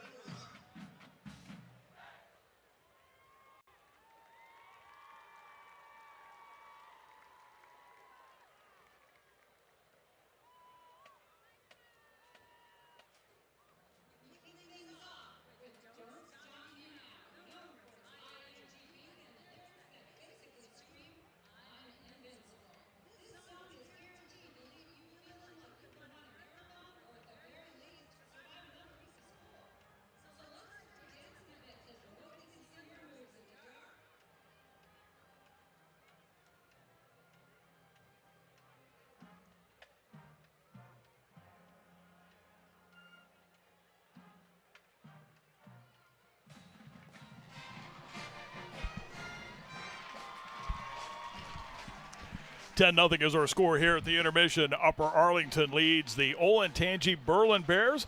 It is week number 2 of the high school football season all across Central Ohio. There were a smattering of games last night, but this Friday, as always, a very, very busy night. More high school football. Let's check some scores from across the area. Good intersectional type matchup, if you will. Bishop Watterson and Dublin Scioto getting after one another tonight. Early on in that game, scoreless in quarter number 1. Hilliard Davidson and Canal Winchester. Davidson on top 8-7 over the Indians of Canal Winchester. That's a Groveport Madison team that a lot of people think, Jeff Logan, are going to be a very good team this season, and they have a 6-0 lead on another team that people think is going to be very good and is very good, Gahanna Lincoln. I think Gahanna Lincoln may be the best team in the area, but they got their hands full tonight. The Cruisers on top of the Lions again in that one. The Darby and Bradley Hilliard matchup is tied at 7 in quarter number 1 of that one. A Thursday night City League tilt, Walnut Ridge beating Lyndon McKinley 32-22. Olentangy Orange and Westerville North, Stan Jackson's Warriors, and the Pioneers of Olentangy Orange are tied at 14-all in quarter number 1 of that get-together. Reynoldsburg, Dublin, Jerome. We'll see Reynoldsburg a little bit later on in the season. We saw Jerome last week. Game is scoreless as those two meet. The Wotown Showdown is underway. Thomas Worthington and Worthington Kilbourne. And Kilbourne on top 7-0. The Cardinals got last year's get-together, a game we had here for you on the CW. The Wolves and the Cardinals. Westerville South, Westerville Central trying to find the ruler of the Ville, and Westerville South with a touchdown lead in quarter number 2. 10-3 in that one. And a good matchup between two very good teams. Logan Elm and Westfall both went to the playoffs last season. And Logan Elm from the Mid-State League leads Westfall from the Scioto Valley Conference 7-0. That game is in quarter number 1. We are at the intermission here with Upper Arlington on top of Olentangy Berlin 10-0. Let's check out this week's Scholar Athletes. Ohio Education Association is proud to recognize Central Ohio's Scholar Athletes of the Week. Caden Blamer is an All-American swimmer and on the water polo team at Upper Arlington High School. He's a member of the National Honor Society and has a 4.3 GPA. Jack Bush plays football and lacrosse for Olentangy Berlin High School. He carries a 4.1 GPA and is a member of the National Honor Society. Congratulations to these outstanding Ohio Education Association Scholar Athletes. And we want to also send out our thoughts and prayers to the Bush family as well, dealing with a very difficult time right now in their family. And Jack Bush, our thoughts and prayers are with you and your family. Upper Arlington on top of Olentangy Berlin, 10-0. We're at the intermission. Toyota Friday Night Rivals.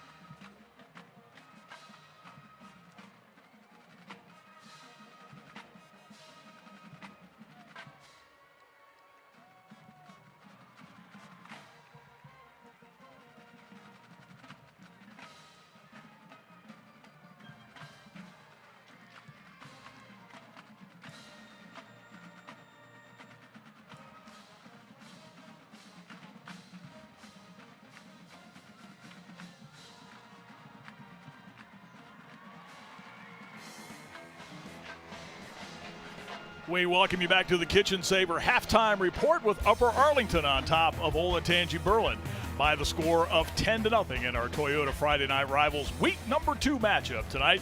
As Upper Arlington has the lead. Jeff Logan, Marty Bannister. A first half where Upper Arlington, which only had 2 first downs last week and 16 yards rushing, Jeff Logan, they went to the air for the majority of the half, and it's paid dividends. A totally different team than what we saw. Now, again, they're going up a different opponent, but this is a good Berlin football team. But it just looked like Arlington got themselves on the same page. Kyle Cox, the quarterback, got things started early in the game with a long scoring strike to a guy who we didn't know was going to play tonight, Wally Sweeney. Exactly. Here we are with an RPO, run-pass option, and Sweeney's able to break free in the back. Takes it all the way to the end zone, and you can see that heavily casted left arm. Got that broken wrist, but touchdown number 1.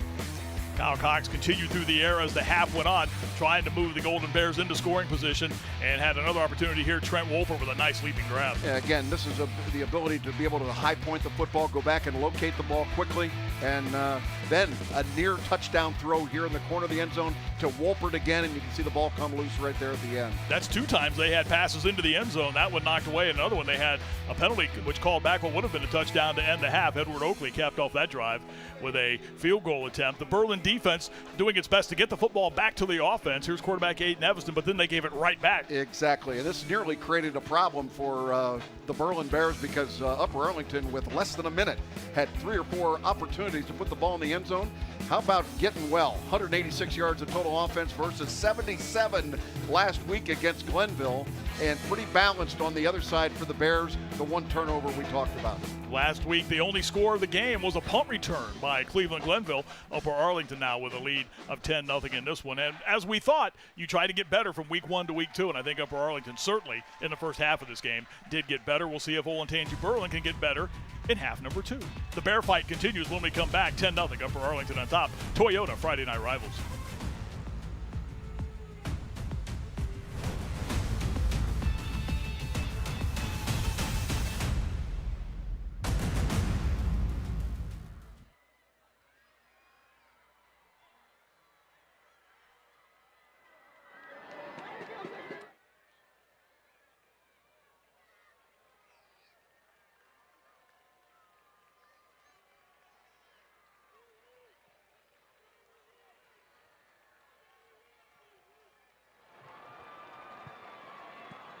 Yes, sir. Coach is on his way.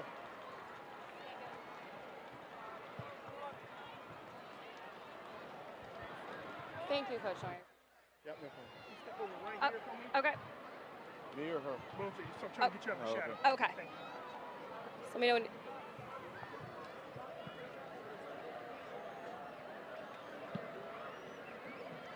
Coach Norrie, what will it take to break through UA's defense in the second half? Well, I think we got to stop shooting ourselves in the foot. I mean, they have a heck of a defense. They're very talented over there, but at the same time, I mean, our offensive line alone gave up 25 yards in penalties. We turned the ball over once, and it seems like it's 2 steps forward and 1 step back every time. So we just had to put together a drive and take what they're giving us and go down the field. Thank you so much, Coach. Okay, thanks, Coach.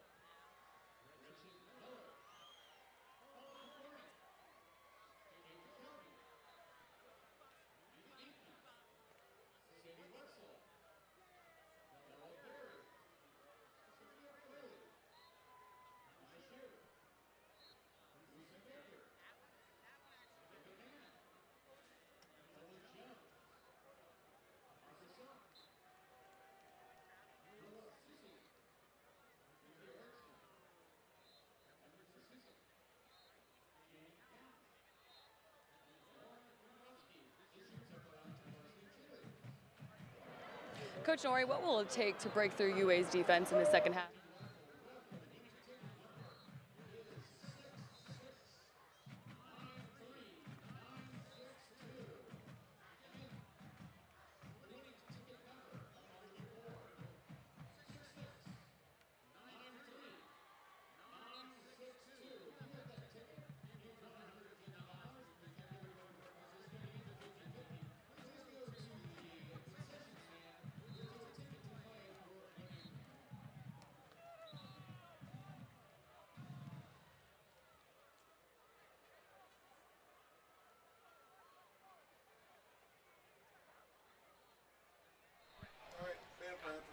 10-0 Upper Arlington leads Olentangy Berlin. Brought to you by Music Go Round. Kellyanne Stitz with Berlin head coach Mark Norrie.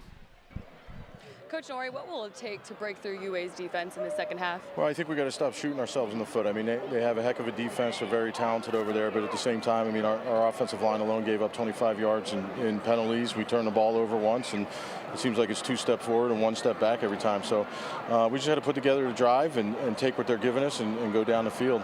Thank you so much, Coach. Okay, thanks, guys.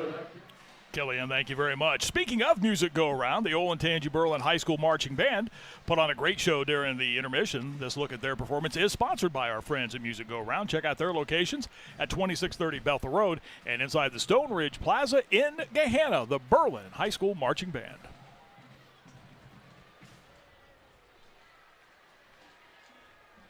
So we get ready to start half number 2. 10-0 is the score. Olentangy Berlin trying to get some offense generated against an Upper Arlington team trying to bounce back. By the way, the game that Arlington lost last week, that 6-0 shutout at the hands of Cleveland Glenville, that was the first time an Upper Arlington football team had been blanked in a game going back to 2018 when they lost to Dublin Kaufman in the last game of a 5-5 season.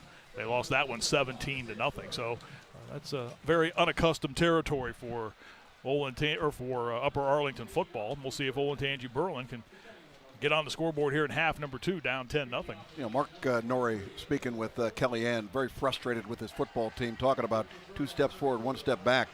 Your quarterback, you got Aiden Evanston over there, former linebacker, 6 out of 9 for 40 yards passing in the first half. He did have the interception, rushed 4 times for 31. I'll tell you what, if I'm that offensive coordinator, I'm putting the ball in the hands of Aiden Evanston right now. You're not getting any production out of Alejandro Aguilar at that running back spot because of the 70% of his health being available. So I think you got to go to Aiden Evanston to be the difference maker in this game. And it's such a different reaction from Coach Norrie. We'll tell you more in a moment as Oakley booms this one towards the end zone. The ball will come out to the 20 here to start half number 2 for Olentangy Berlin. When I talked to him earlier in the week, he was very positive about his team. Really impressed with the way his young kids, as he said, after walking onto the field and going, wow, this is varsity football. This is what this is like. They kind of rallied around, played a great game against a very good DeSales team. But as you heard there with Kellyanne Stitz, little different mindset right there. Sounded a little disappointed and, as you said, Jeff, I think frustrated as well, too. No, I don't think there's any question about it. Let's see if they have Alejandro Aguilar, number 2, in that backfield now. They had A.J. Clark most of the first half back there. In fact, they're going to have them both on the field to start the half. Clark is flanked to the near side, and they'll use backs on either side of the quarterback, Aiden Evanston, as we start half number 2. And right back to throw is Evanston. Has some time, and a little high throw caught by Aguilar. I think it's not completely off his feet by the corner, Jake Braun, who had an interception in half number 1. That's Aguilar that we were talking about. Came out of the backfield, open early, able to throw the football out there, but really good coverage by that cornerback, Jake Braun. The pitch and catch gain just 3, so a 2nd down and 7 upcoming.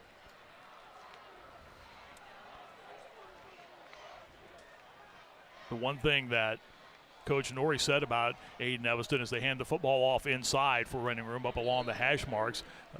Evanston not as mobile, and not many are, as Harrison Brewster was last year at that quarterback position for the Berlin Bears. So they take advantage of what mobility he does have. We've seen a lot of him just straight ahead with the football, Jeff, some of that RPO action you talked about earlier. But when you had a threat, very much a dual threat like Harrison Brewster last year, you have to tone things down offensively when you don't have that. Back to throw again is Evanston. A good throw right in traffic in the middle, and a catch at the 35-yard line. Going low to scoop that one in was Zach Seacrest, the 5'10 senior wideout, who had 1 catch last week, and a big one right there gives them a 1st down, sponsored by Buckeye State Bank. Good read by Seacrest by being able to recognize the zone, sit down in the middle of it, and give your quarterback a target to throw to. Watch here from the end zone. Able to knife that ball right into the spot where you need it, and a big play. Followed up by another big play as Alejandro Aguilar races into Golden Bears territory for a 1st down for the Berlin Bears offense. And watch him run through 1 tackle attempt, a 2nd tackle attempt, just carry a defender with him, and a 1st down gain for the Berlin Bears as they plow into Upper Arlington territory. Yeah, that was the burst that was missing from the first half in this offense for Berlin. Number 2 added a 2 to his uniform number total, 22-yard gain right there. Flags come in as they go to snap the football on 1st and 10. Dead ball foul. False start, offensive line. 5-yard penalty. First down. We talk about the frustration of Mark Norrie, talking about those penalties in the first half in that offensive line, costing them, what do you say, 25 yards? 25 yards, penalties yeah. there, and that's certainly not anything they want it to be a part of. So both these schools members of the Ohio Capital Conference, but different divisions. Upper Arlington in the Central Division and Berlin in the Cardinal Division. Handoff. This is Aguilar getting the touch and getting into the 47-yard line area and brought down. Both these schools Division I, because of the way the regions are broken down. The Berlin Bears are in Region 2, while the Golden Bears are in Region 3. And a second and long upcoming, 2nd and 15. The Bears need to get to the Golden Bears 33-yard line for a first down. High snap that Evanston pulls down. He'll hand off to A.J. Clark, trying to get to the edge, and is tripped up and loses his balance and rolls down at the 45 of Upper Arlington. well, he's very frustrated with that one. A little turf monster tackle right there. You cut off the inside foot. I want you to watch number 5 as he gets in here. He's going to set that inside foot, and there's where you get the slip. So as a running back, you always want to be able to set that outside foot to be able to get yourself going north and south. Got to bring up a 3rd down and 12 call. You hear this term used a lot, Jeff, about running backs. Plant your foot in the dirt and then make that turn. Exactly. Is that old line? Feet don't fail me now. No, it happened there. 3rd down and 12. Back to throw is Evanston. As time again comes and near to the near side rather, Bryce Rohde. The pass was behind him as he tried to turn and adjust to the ball. And that'll bring up a 4th down now. Let's see what Mark Norrie does here. Thrown just a little bit behind your tight end, but a catchable football. Aiden Evanston steps into this one. You can see here, ball thrown behind him, and that's one again that I think Aiden Evanston would like to have back again. Colton Less will come on to kick the football again away for Olentangy Berlin. And again, I think Mark Norrie, again, maybe it's that field position game, just trying right here to pin the Golden Bears deep and get the football back in better field position. Less again on the rugby-style kick. That will be bouncing inside the 10 and will roll to the 6, and that's where Upper Arlington will start in the shadow of their own goalpost with 8:20 to go here in quarter number 3. Still a 10-0 lead for the Golden Bears over the Berlin Bears on our Toyota Friday Night Rivals. At Toyota's national sales event, we've got a long lineup of vehicles for summer fun, like Camry, RAV4, Highlander, BZ4X, Tundra, Corolla Hybrid, Tacoma, Sienna, Corolla Hatchback, Sequoia, Prius Prime, RAV4 Hybrid, Land Cruiser, GR Supra, Toyota Crown, Ford. Extend your summer vacation in a roomy new Highlander Hybrid. Now get up to $1,000 APR cash on a new 24 Highlander, plus 2 years no-cost maintenance. Come in today. Toyota, let's go places. Upper Arlington scrimmaging from their own 6-yard line. 8:20 to go here in quarter number 3. And they'll keep it close to the chest and hand off inside. And from the 6-yard line, Alec Diller, the ball carrier for the Golden Bears.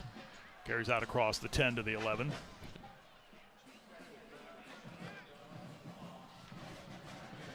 Another handoff inside, and not much running room here as we go under 8 minutes here in quarter number 3.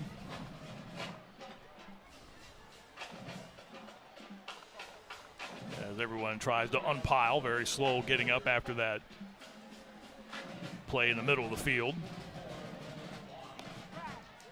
Justin Buttermore in his 4th year here at Upper Arlington. You look at some of the coaches who have coached here in this program. It's a list of coaches whose names are very, very familiar. I'll tell you about some of those names after this play. It's 3rd down and 3. And Cox is rolling to throw now. Has some time. Backpedals into the end zone now and just heave this one out of bounds, and we'll bring up a 4th down. This is a program, you look back at Upper Arlington, Richard Larkin, Dick Larkin, was the head coach here for 13 years, went on to become Ohio State's director of athletics. Doit Perry who went on to become the head coach at Bowling Green and was the athletic director. Heck, they even named the stadium after him at Bowling Green. Marv Moorhead, they've named this facility here after him. 93, 26, and 4 at Upper Arlington back in the days when they had ties. Coached UA state champs in 1967, and of course we're at Marv Moorhead Stadium now. Darrell Main was here for 7 years. Here's a very high kick that is fielded, and a good job of special teams work by the Upper Arlington Golden Bears covering that punt, and will force Olentangy Berlin to start on their side of the 50-yard line. 10-0 is the lead. Upper Arlington leads Olentangy Berlin. Toyota Friday Night Rivals.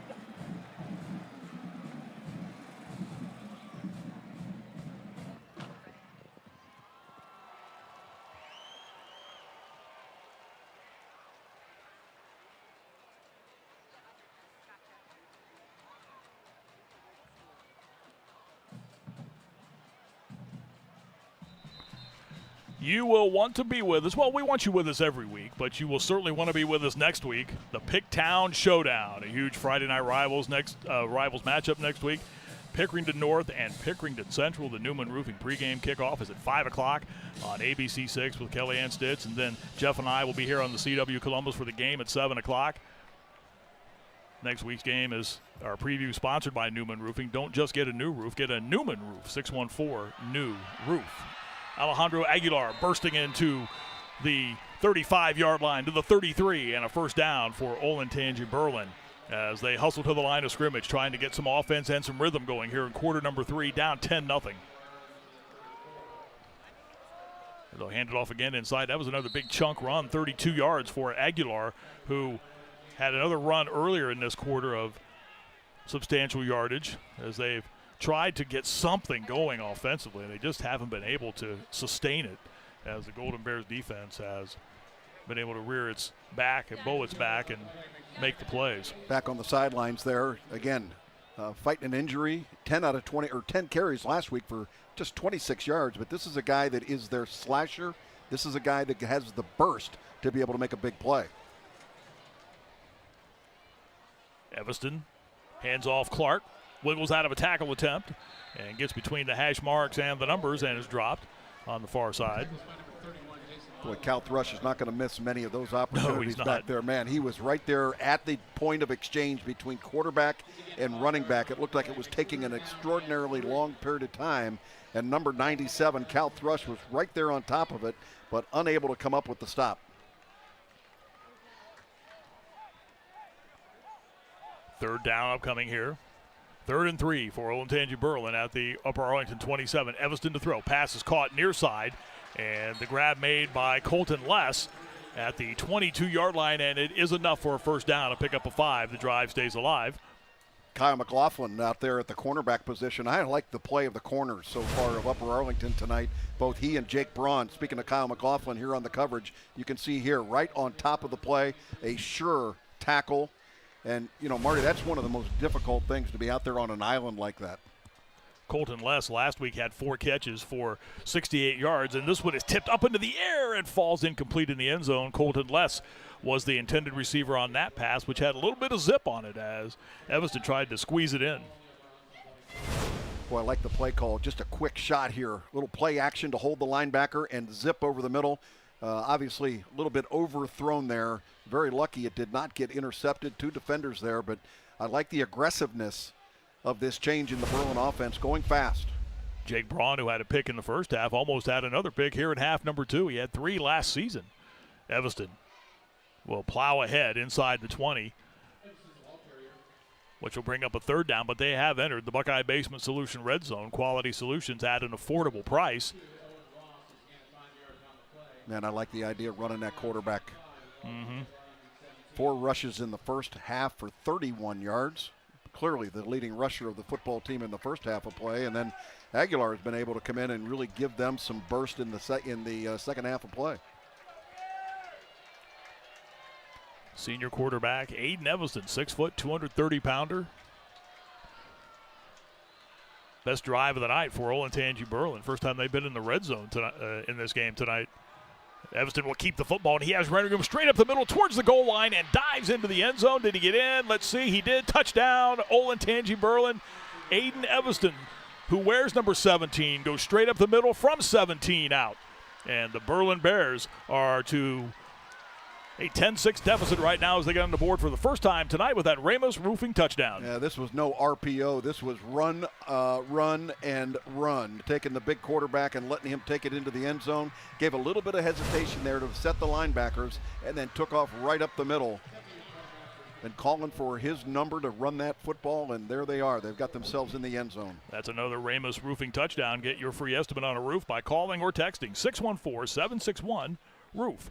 Good look at the extra point attempt from Colton Less. And again, with their starting place kicker, Graham Felger, out of the game tonight. Head coach Mark Norrie said prior, we had almost open auditions in pregame, and Colton Less won the auditions and comes away with the extra point. And they have battled back to within a field goal at 10-7. With still a lot of time to go in this game. 4:25 here in quarter number 3, and a fourth quarter still to come. There's Evanston rumbling into the end zone, Jeff. Yeah, that perfect hesitation back there. The linebackers had to look at that and believe that that was going to be something that they're going to have to deal with. The scoring summary brought to you by the Adam H. Board. A 9-play, 50-yard series took 2 minutes and 37 seconds in the 17-yard run. Again, that scoring summary brought to you by Alcohol, Drug, and Mental Health Board of Franklin County. Mark Norrie's team on the board for the first time tonight, down 10-7. Got to feel better about his football team. No mistakes in that drive. No penalties. They got themselves going in the right direction. The big change, though, going fast. Got up to the line of scrimmage and decided to go ahead and go fast. Keep Arlington from changing up their personnel and trying to put a little pressure on them. So right now that momentum behind the Berlin Bears. We talked about Upper Arlington practicing at 5:30 in the morning for a couple of days this week. I asked Mark Norrie, did they do anything different to deal with the heat? And he said, we just kind of dialed back everything that we were doing. A lot less hitting in the week, more of a mental type preparation, and Upper Arlington will have the football with a good return out across the 32-yard line. It has also been a very difficult week for the Olentangy Berlin program. With more on that, we check in with Kellyanne Stitz. Yeah, Marty, the Olentangy Berlin Bears are playing with heavy hearts tonight as a senior starter on defense and a key role player on special teams. Jack Bush's father passed away from lung cancer this weekend. The team has rallied around him wearing a white ribbon decal on their helmets and shirts to support Jack and his family. The shirts are now available to the public for purchase. Proceeds will benefit the Bush family and their foundation. But Coach Norrie told me that Jack did not miss a single practice this week, wanting to stay as busy as possible. The community will continue to rally around Jack. He elected to play tonight. He was also named the CW Scholar Athlete of the Week last Friday. He told Coach Norrie that he felt blessed he was able to share that news and that moment with his dad before he passed away on Saturday. Play carries out to the 33-yard line. We mentioned at the half that certainly all of us here at the CW and our high school football coverage, our thoughts and our prayers are with the Bush family. And you have to admire that young man wanting to come out and stay on the field and play. Yeah, great support from his teammates, great support from the community as well. Second down. The flare man in motion. It's Diller making the catch from Cox and runs out of a tackle attempt, but was slowed down enough by Angelo Johnson to lose his balance and was brought down shy of the midfield, or shy of the 40-yard line, I should say, at the 38. Yeah, this is really an extension of the running plays. You basically get the ball out quick to your guys as fast as you can and see if you can make something happen. Alec Diller, who has been really kind of non-existent in the running game so far tonight. He carried the ball a little bit early. That time a little swing pass out of the backfield. Kyle Cox hitting his receivers has been most of the offense. We've called Angelo Johnson's name a number of times tonight, the 6', 165-pound senior who made that tackle. He had 10 tackles last week and recovered a fumble. Mark Norrie said he had a heck of a game last week for us on defense. you know, in this battle of field position, you got to believe that Mark Norrie's got to feel really good about the way his defense has been playing. This would bring up a 4th down and 3 and would look like a punting situation. Upper Arlington talking about it on the sidelines a little bit. And here goes the kicking team. Good decision there. And I think, you know, when you get to a 10-0 game versus a 10-7 game, you start thinking a little bit about that field position battle. And as Jim Tressel told us, the punt is the most important play in football. In all of football. Oakley on to kick the football away. Colton Less, fair catch signaled for. It will take a bounce to the 10, to the 5, and will just get into the end zone. The Golden Bears did their absolute best to try to keep the ball from making it to the end zone, but the ball will come out to the 20, and that's where Olentangy Berlin will start this drive. 2:02 to go, third quarter, only down now 10-7. The Cotter House of Worthington is proud to support Friday Night Rivals on the CW Columbus. The Cotter House of Worthington, reimagining dementia care. Learn more or schedule a tour by calling 614-896-8700 or visit CotterHouseWorthington.com. You were nice enough to say something nice about me late in the first half. I will do the reverse to you. Congratulations, going into the Ohio State Hall of Fame. Yeah. That doesn't get much bigger than that, pal. Well, it really doesn't. I was humbled by the call, and there'll be a ceremony the weekend of the Iowa game, first weekend in October, and it's going to be pretty exciting, and certainly humbled by the recognition. Thank you. Evanston will hand the football off inside on 1st down and 10 from the 20, and the black shirts of that defense were right there, led by inside linebacker Jason Milo. You had an opportunity earlier today, too, to be at a very special celebration as well, too, honoring a guy you played behind who only won a couple of Heismans in his career, Archie Griffin. Yeah, I couldn't get him out of town fast enough was the problem. But, yeah, Archie 50 years ago won that first Heisman in 1974, and they unveiled the statue right out by the rotunda at Ohio Stadium this morning. It's a replica of the one that was just introduced out at the Rose Bowl, and a great ceremony today.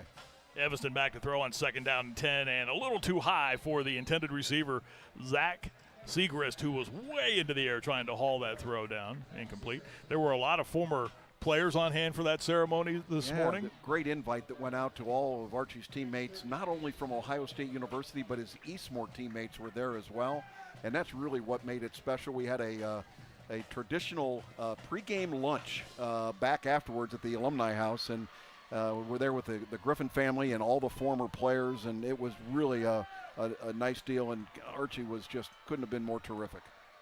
3 wides to the near side. 3rd down and 10 rather coming up here as Evanston tries to evade the pressure in the backfield, but he's going to go down.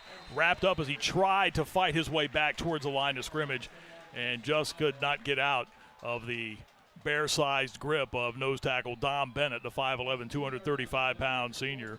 Also helped out by Jason Milo. Yeah, it looked like Berlin got a little defensive down there. They didn't want to be too aggressive with the goal line right behind them at the 20-yard line, and they were going fast. They were multifaceted in their offense in the series before, and this one was pretty bland. But again, they had to be basic because of the field position. Under a minute to go in the quarter.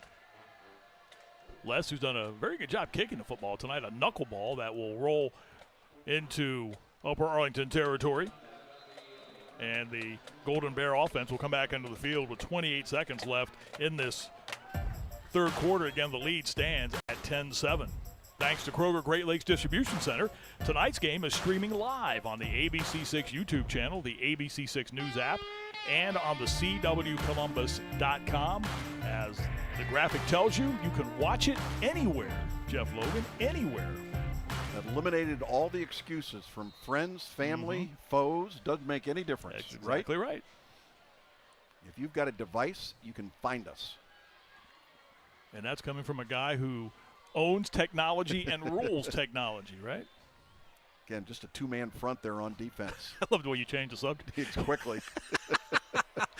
Good run up the sideline. That's Jaden Chinavong doing a nice job of tight roping the near side sideline and rumbling for a Golden Bears first down as he gets close to the midfield stripe. He might have stepped out of bounds, back upfield just a bit. Still a good run there by Chinnavong. Watch him turn the corner here, Yeah, Jeff. you're going to get a great view of it here right from our end zone camera, and you can see Chinnavong coming down there. What a burst out of that young man.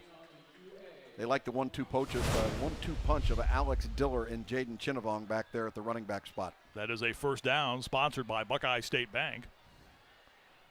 As Chinnavong gets 10 to the 46. They're going to try him again, this time up the middle to the midfield stripe. And that may well have been the last play of quarter number 3 with 12 seconds left. We'll see what Justin Buttermore's mindset is here, and I think that is going to be our final play of quarter number 3. We go to the fourth quarter, our Toyota Friday Night Rivals week number 2 matchup. It's a 10-7 lead for Upper Arlington in the first ever meeting on the football field with Olentangy Berlin.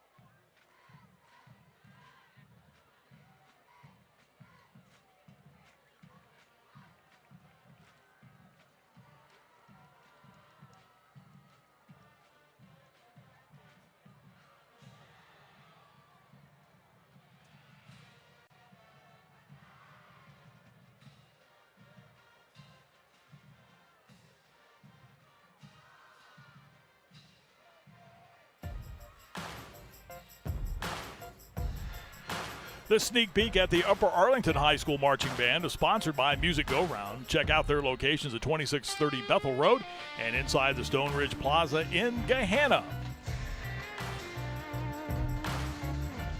We talk about the heat doing its effects on athletes, those student athletes as well too. The band members, they had a lot to deal with as well too in their practices. They were out here early on the field too, getting ready for their performances tonight. We start the fourth quarter back along with Jeff Logan, Kellyanne Stitz. I'm Marty Bannister. Jason Van Hoos has the stats for us tonight. Upper Arlington has the lead, 10-0. As here comes Chinnavong, and he's got the edge to the 35, to the 30, sidesteps the defender to the 20-yard line, still on the go inside the 15, and a first down carry by Jaden Chinnavong from the midfield stripe. He carries inside the red zone to the 15, picks up 35 yards, but hang on, everybody. There's a flag down back at the 30-yard line. And they're going to wave the flag off, so the 35-yard gain stands. And a little burst there by Jaden Chinnavong. Well, how about that run? That is by far the biggest offensive play rushing the football for the Upper Arlington Golden Bears this evening. And look at this guy, man. This is just looking like he's aggressive, strong, confident, able to take care of the football. And it takes a defensive lineman, Hudson Altman, rushing all the way downfield to be able to make the tackle. Upper Arlington has entered the Buckeye Basement Solution Red Zone. Quality Solutions at an affordable price, and they try to cash in on this. First down and 10 from the 15-yard line. The pass incomplete in the end zone. Sometimes on a night like this where obviously it's hot, it's muggy, guys are starting to wear a little bit. You come on with a guy who hasn't played a whole lot.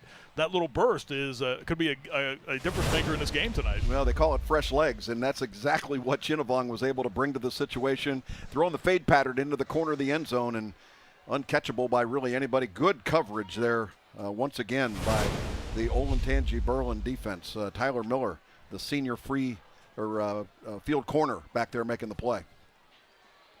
Chinnavong will stand to the left of the quarterback, Kyle Cox, 6'2 senior. Again, will go back to throw. Nice little spin move there. Backpedaling. And we'll run ahead with the football now, trying to get back to the line of scrimmage, and might have maybe stepped out of bounds about a yard shy or two of the line of scrimmage, which was the 15. He ran a long way to actually pick up nothing. And you start having great success running the football, and then all of a sudden you just throw it away and start throwing the football again. You know, down here. Well, I tell you, he got a very favorable spot right there. They gave him a yard on that as they moved the ball to the 14-yard line. A third down situation. Really, they need to pick up the first down, get it to about the 6-yard line, just inside the 6 for a first down. Wonder if it was that at the last part of the play there, Jeff, where he stuck the football ahead. That was what got him the extra very yard. well have been. Yeah. Back to throw is Kyle Cox as fireworks go off behind the east side stands, and a man is wide open in the end zone for a touchdown. Catching the pass is Drew Parker, the 6'2", 215-pound senior for the score from 15 yards out. A Ramus Roofing touchdown. For a free estimate on your roof, call or text 614-761-ROOF. Drew Parker open in the end zone, and he and Kyle Cox connect on the score. Well, he was not part of the check down here. This is not where they were trying to go with the football, but Drew Parker was able to come free late, and there are no white jerseys anywhere to be found. Looked like they had the pressure on the quarterback, and coverage really broke down, and the senior tight end able to make a big play there, and Upper Arlington now up in this ball game 16-7 with the kick for the extra point. Oakley on to try to expand the lead to 10, and does so as the kick sails through the uprights and good. 17-7. Second touchdown pass of the night for Kyle Cox. One of 55. This one of 15 yards. 17-7. Upper Arlington has expanded their lead back to 10 over Olentangy Berlin. Week 2 Toyota Friday Night Rivals. It's Toyota's national sales event. Swipe into end of summer fun with an exciting new Toyota. Whether you're paddleboarding in a RAV4, mountain biking in a Tacoma, or tubing with your best friends in a Camry, you'll find plenty to post about all summer long. Lease a dynamic new 24 Tacoma for $349 a month. Get a new 24 Tundra with 1.99 APR financing or $2,000 customer cash with 2 years no cost maintenance. Come in today. Ooh, like. Toyota, let's go places. Our scoring summary brought to you by Alcohol, Drug, and Mental Health Board of Franklin County. 7 plays, 36 yards, 1 minute, 22 seconds. The scoring pass to Drew Parker from Kyle Cox, and Upper Arlington back on top by 10 points, 17-7. Big play, though, in that drive. Obviously, the long run by Jaden Chinnavong, who was able to give Upper Arlington some much-needed energy there, as it looked like Berlin here, at least in the third quarter of play, had taken momentum in this football game. Now it's going to be up to the Upper Arlington defense to try and shut down that big quarterback, Aiden Eviston, for Berlin.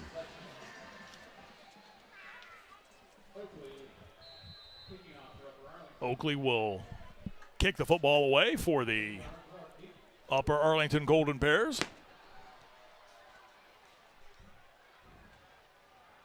And this is returnable.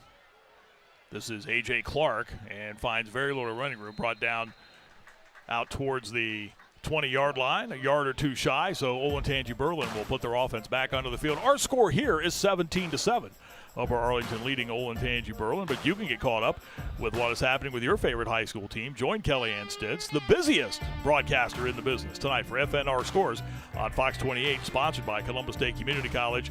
And again, that is after our broadcast tonight on Fox 28, after college football on Fox 28 tonight. Yeah, it is college football. Football's everywhere right now. Absolutely.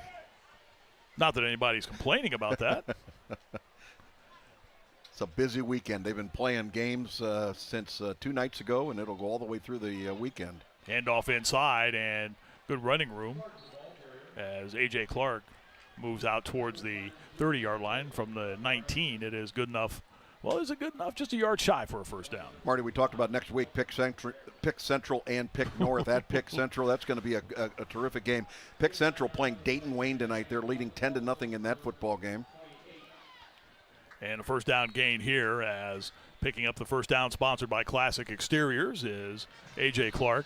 We remember that game last year that we did, the North Central game, and that started out with an absolute cannon shot, that 85-yard scoring pass to Preston Bowman, who is on his way to play at Kentucky. He's back for his senior year with Nate Hillerich's football team.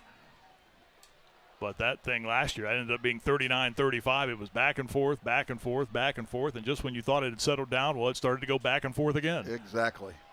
A.J. Clark trying to get to the outside to the 35-yard line. Now, Pick North tonight playing Granville. And in their game, they were leading, last time I checked, 50-36 in that game. 2nd and 7 call upcoming.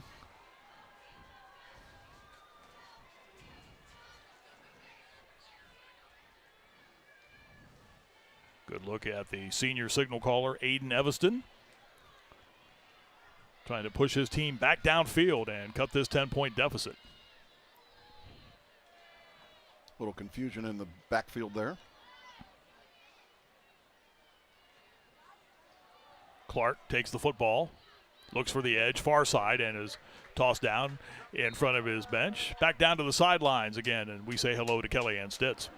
Guys, it's still hot tonight, not as bad as it was earlier today with the sun beating down, but I talked to UA's trainer about how to avoid or try to mitigate some of that cramping. We haven't seen any on the field tonight, and he told me hydrate, hydrate, hydrate. They have no shortage of water here on the sidelines. They have plenty of electrolytes, Gatorade, and they said that the key is to hydrate during the week. You cannot wait until tonight to try to do that, but that's what they've been pushing, and so far so good. Again, there's no shortage of hydration on either sideline, and that's super important for their health. Athletic training staffs do a tremendous job of keeping these student athletes prepared to play. Good throw and a good catch right there as Zach Seacrest moves ahead for another first down, sponsored by Classic Exteriors. And Jeff, I think a lot of people, when they hear that, they wonder, well, why didn't you do this with the team? How can you change things around practice-wise to battle with the heat? But there are things you have to do in these situations. You can't just simply say, well, we're going to go out and do what we normally do, despite the fact with the heat index, it's 105. You got to pay attention. You got to make sure you don't overwork the kids. And hydration that Kelly was talking about doesn't start on Friday afternoon before the game. It starts on Monday, making sure that you hydrate throughout the entire week. Evanston dives ahead and might have got into Upper Arlington territory and did to the 49-yard line as this game goes to the 8-minute mark of the fourth quarter. There were some games whose kickoff times were pushed back. Games in the state of Ohio start at 7 o'clock, and there were some games that were pushed back to 8 o'clock tonight to try to mitigate some of those conditions. The break expected to come over the weekend. I know all the meteorologists for our sister station, ABC6, are on top of that for you. Good stick right there as Aguilar is knocked down for a yard loss. Luke Nelson, who's a weak side safety, you talk about reading the play and reacting. This kid comes out of nowhere, and watch how quickly he is in the backfield, and that is technically as fundamental as you can be with coming up and wrapping and making a tackle. Nice job, young man. 5'10", 185-pound senior. Was that textbook? Textbook. Third down and 3. Evanston surveys the field, delivers, and the pass is caught. It's an Olentangy Berlin first down as Bryce Rohde makes the catch. Had one last week, and that was a big one right there. That first down sponsored by Classic Exteriors, and it keeps the Olentangy Berlin drive alive here in the fourth quarter. Well, again, Aiden Evanston, the converted linebacker, playing quarterback this year for the Berlin Bears, and he's been able to run the ball effectively, but he has also been able to throw the ball 6 out of 9 in the first half for 40 yards, had one interception, and here's a run. Finds a little room, gets through the 40, and out to the 38-yard line, down to the 38-yard line. And I think going back to the hydration part of all this, as Kellyanne Stitz talked about a couple of moments ago, we haven't seen, at least on the field, we haven't seen any cramping out of either one of these teams. Obviously, the athletic training staff's doing a very good job. The kiss of death. Yeah, I know. The kiss of death. Well, Kellyanne Stitz got hydrated well last week, didn't she? Boy, you just won't let that go, will you? No. Here's a throw and a catch, far side. I wouldn't mind that post-game ice bath tonight, that's for sure. I'm sure you guys can join me too for that one. You handle that just perfectly, and exactly. We've ordered up a couple of those jugs for the presentation of the orb at the end of the game. I think she's going to have her head on a swivel tonight.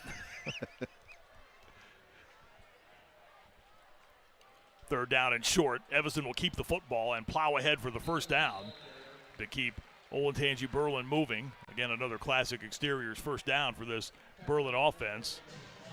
You know, they run that quarterback draw, that quarterback keep. They've just had great success with it. My old coach, Woody Hayes, when you had a play like that, he'd say to us, how many times are we going to run that play? And you know what the answer always was? Until they stop it. Until they stop it. And right now, I think you just got to run like crazy. Your quarterback over there. Look at his numbers tonight. 11 rushes for 67 yards. He had 31 yards rushing in the first half. I think you'd take 6 yards a pop, wouldn't you? Absolutely. Evanston back to throw now. Has some time, steps up, and he's going to run the football again to the 20-yard line and is dropped. Jacob DuPont, the inside linebacker, went low to trip him up. But another first down sponsored by Classic Exteriors, and they move inside the red zone, brought to you by Buckeye Basement. That's Cal Thrush again with the pressure in the backfield, but elusive was Aiden Evanston, able to make him miss and get down and pick up the first down, and they are inside the 20-yard line, knocking on the door. Buckeye Basement Solution Red Zone, quality solutions at an affordable price.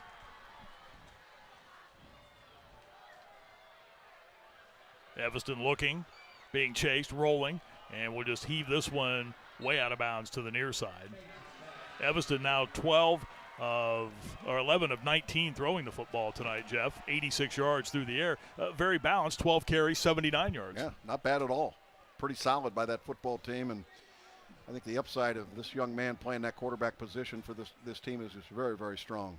You mentioned they've got New Albany next. They've got Liberty. They play at Orange. They play at Darby. No weeks off for this football team. Upper Arlington, as we mentioned, will have Reynoldsburg next week. Then they go New Albany, Central Crossing, Hilliard, Bradley. And dropped after a short gain of that was A.J. Clark, and there was Jason Milo to make the stop. Played a solid game tonight at one of those linebacker spots for Justin Buttermore's defense. Bit of a delay there, and you could see that little read option for the quarterback, but I don't think that was going to be a read as much as it was just a delay in making sure that you got the ball to A.J. Clark. We hit the 4-minute mark and a big 3rd down and 10 upcoming here for Olentangy Berlin. They're down 17-7. Clock's starting to become a factor in this game right now. Both teams full complement of their 3 timeouts remaining here in the second half. Backs on either side of the quarterback. Evanston will put Clark in motion, look his way, then run, spins free to the 5, goes towards the end zone and gets in, touchdown. Second touchdown run of the night for Aiden Evanston. A 16-yard scoring scamper, a Ramos Roofing touchdown. For a free estimate on your roof, call or text 614-761-ROOF. Aiden Evanston into the end zone. Second rushing score of the night. And Olentangy Berlin right back in this game. Marty, how many times are we going to run this? Until they stop it. Until they stop it. And they haven't been able to stop it when 17 runs the football. Second time taking the ball into the end zone. And all of a sudden, Berlin has put themselves in a position to be able to compete for the win here late in the game. Les on to try the extra point. Snap good, hold good. The kick is up, and the kick, boy, that one sidewinded its way through. It's good, and we've got a 3-point game once again with 3:39 to go. Upper Arlington, their lead has been shaved to 17-14. We've got a good finish coming up tonight. Stay with us. We're back in a moment on our Toyota Friday Night Rivals.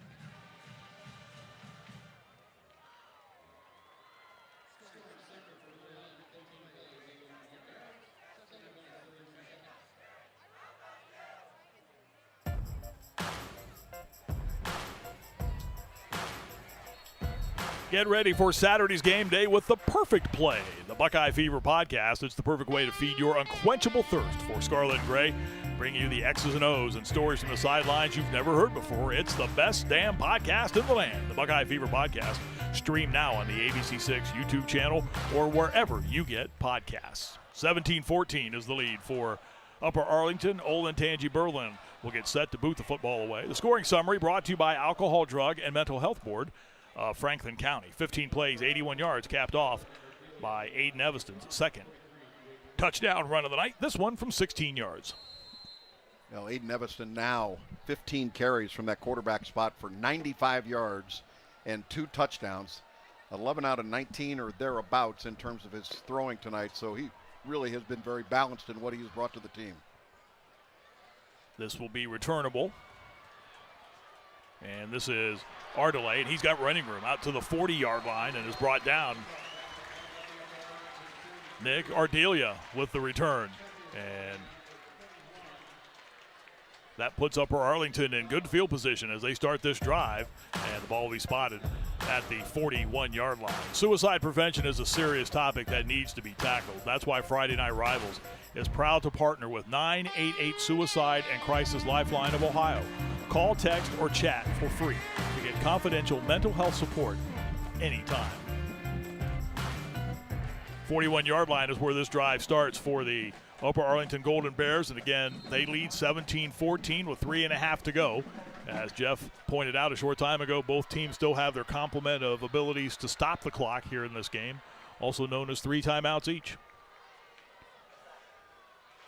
Chinnavong, who's had a big second half, gets this carry, trying to bounce to the outside, but he is bounced to the turf as the Berlin Bears defense will not let him get to the edge. Good pursuit over there, led by free safety Chase Cone. You know, again, because of the unorthodox lineup of that defense with, you know, they don't ever come out traditional with, 3, 4, 5 down linemen. They're all over the place in terms of how they line up. It really makes it difficult for the offensive line to be able to really get their blocking assignments down, and especially when you're running a play that takes so long to develop along the line of scrimmage. That's where you really run into issues with that offensive line what you got to do is you just got to power. You got to go straight ahead at them. Play lost a yard back to the 40, second down and 11. Chinnavong, again, dancing and darting his way ahead, and will pick up very minimal yardage right now. Let's see if Mark Norrie uses the timeout here with the clock going under 2 minutes, 40 seconds left in the game. Chinnavong got out to the 43-yard line, picked up 3. And the clock will continue to roll. Yep. Would you have used a timeout there? Well, I think what he's thinking is on third down, we got to stop him here and then use your timeout and allow your football team offensively to be able to keep 2 timeouts. So this is the key play of the game right now. 2:10 to go. Cox out of the shotgun. The one thing Upper Arlington does not want to do is throw an incomplete pass here and allow them to be able to have a free timeout. Play clock's down to 1. And they get the football snapped. Cox rolls near side. Pass is caught by Drew Parker. Sidesteps one man. Breaks free to the midfield stripe to the 45. And a huge first down right there for Upper Arlington. Drew Parker's second effort after he made that catch in the flat, turned upfield, broke through a tackle attempt and just kept right on going. And a huge Upper Arlington first down sponsored by Classic Exteriors. How about a guy that's been basically invisible for most of the football game from a statistical standpoint? He got a 15-yard touchdown pass in the fourth quarter, and now you get him on a quick out. That's your tight end on a swing pass, and look at the way he makes people miss and gets the biggest first down Upper Arlington has had all night. 14 yards on that first down gain, sponsored by Classic Exteriors. And with 1:49 to go in the game, Upper Arlington in Olentangy Berlin territory. Chinnavong grabbed in the backfield. Now you have to take your timeouts. We got a penalty. A flag comes in, so that will allow Berlin to perhaps save this timeout here. Penalty is against Upper Arlington, holding against the Golden Bears. Let's look at the penalty flag. Is sponsored by the United States Army.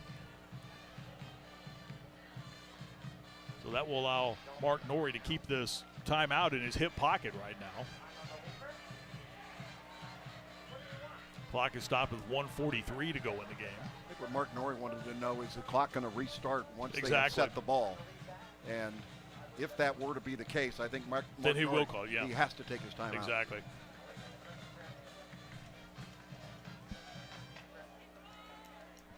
Referee Phil Coleflesh will tell us. They've declined the penalty.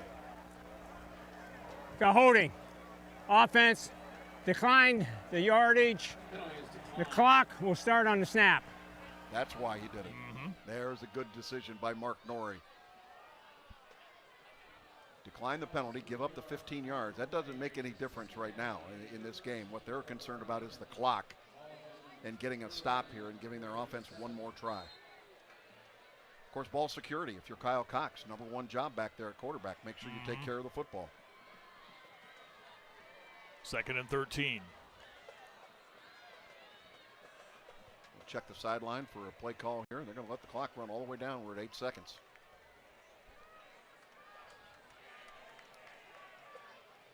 And the clock stationary at 1:43. The handoff goes inside. Here goes Chinnavong right up the middle and is shy of the first down. He got to the 40. Again, it was a 2nd and 13.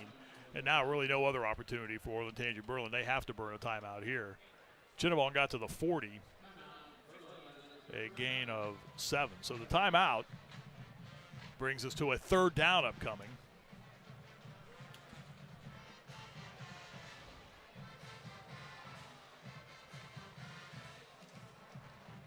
(17-14) is our score. The timeout brought to you by Aware Recovery Care. Upper Arlington up 17-14 on Olentangy Berlin. Tomorrow, the Football Fever on ABC6 is the perfect way to get you ready for the Buckeyes season opener against the Akron Zips.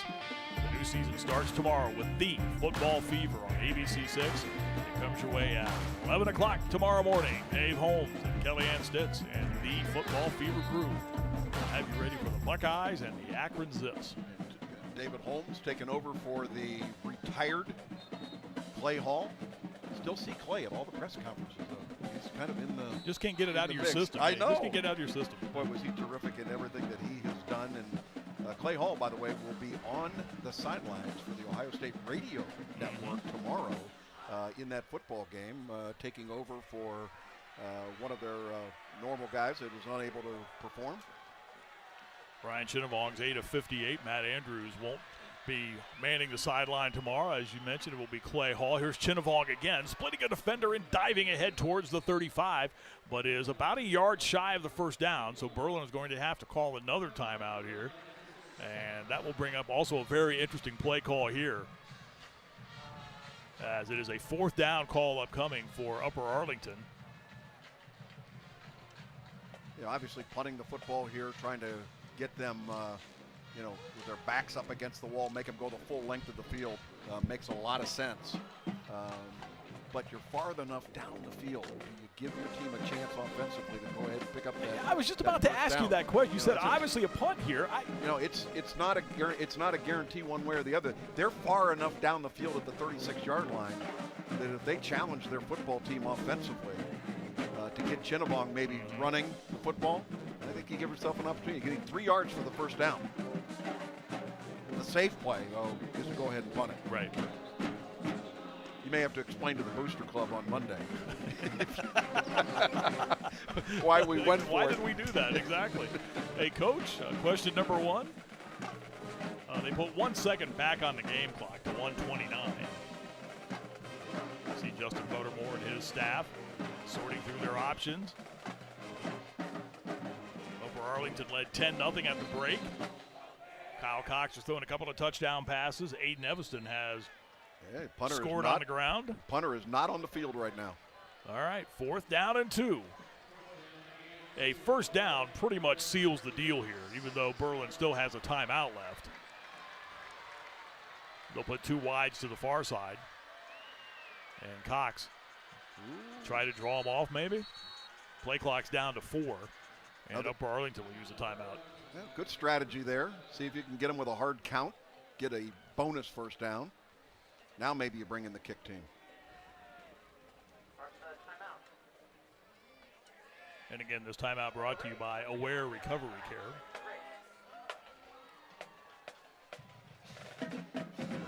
Upper Arlington looking to level its mark at 1-1 after losing their opener 6-0 last week to Division IV state champion Cleveland Glenville, while Olentangy Berlin trying to go 2-0 after knocking off DeSales last week.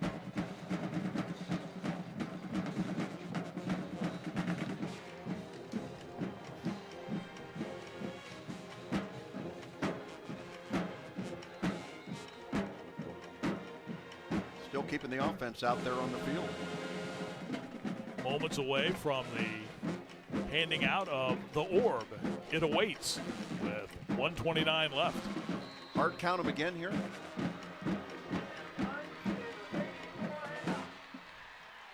Again, 4th down and 2 for Upper Arlington. Leading 17-14. Cox hands off. Chinnavong, and he stretched the football ahead, and he needed to get to the 39, and Chinnavong with that extra stretch to the 38. He was able to stretch the defense a number of times tonight by getting to the edge, and that little extra stretch there on the dive might have sealed the deal right there. And remember, if you go down and you are brought down, but you are on top of another defender, if you have not touched the ground, you are still live, and you can stretch that football. Let's watch here. He gets on top of the pile. He's able to stretch it there, and good enough for the first down. And ladies and gentlemen, you can now put the dog in the truck because the hunt is over. 33, the Golden Bears will go into the victory formation. Cox down to a knee. And the clock is rolling, and Upper Arlington will go to 1-1 and bounce back from a very tough opening game loss to powerhouse Cleveland Glenville. They win tonight courtesy of the play of that young man, number 14, Kyle Cox, who is our Friday night rivals, Jeff Logan, player of the game. They had no offense a week ago. They came out with that big score early in the football game, and then here again he's able to find Wolpert open down the middle, and then again throwing the ball on target, on time. And here was the last touchdown throw to the tight end, Drew Parker, who ends up having a terrific night, got a big first down for the football team. But player of the game, Kyle Cox, the quarterback from Upper Arlington High School, the 6'2", 190-pound senior. And the first ever meeting between these two programs will go to Upper Arlington. The Golden Bears will level their mark at 1 up and 1 down. Mark Norrie's Olentangy Berlin Bears will fall to 1-1. As tonight our Toyota Friday Night Rivals game is in the books. The Upper Arlington Golden Bears beat the Olentangy Berlin Bears, again by the count of 17-14. And you see the difference when you have an experienced returning quarterback. Kyle Cox bounced back very nicely, Jeff Logan, from that tough outing last week. Big night tonight, throws a couple of touchdown passes, managed the offense, and one of the big reasons why Upper Arlington wins this game tonight. Yeah, I think that the fact that he had some success early in the football game made him feel a whole lot better about himself and what his offense is all about. Again, that was a really good Glenville football team, a very big, solid, athletic football team they played against, but no excuse for the way that the offense just didn't click at all last week. I mean, there's no explanation for that at all.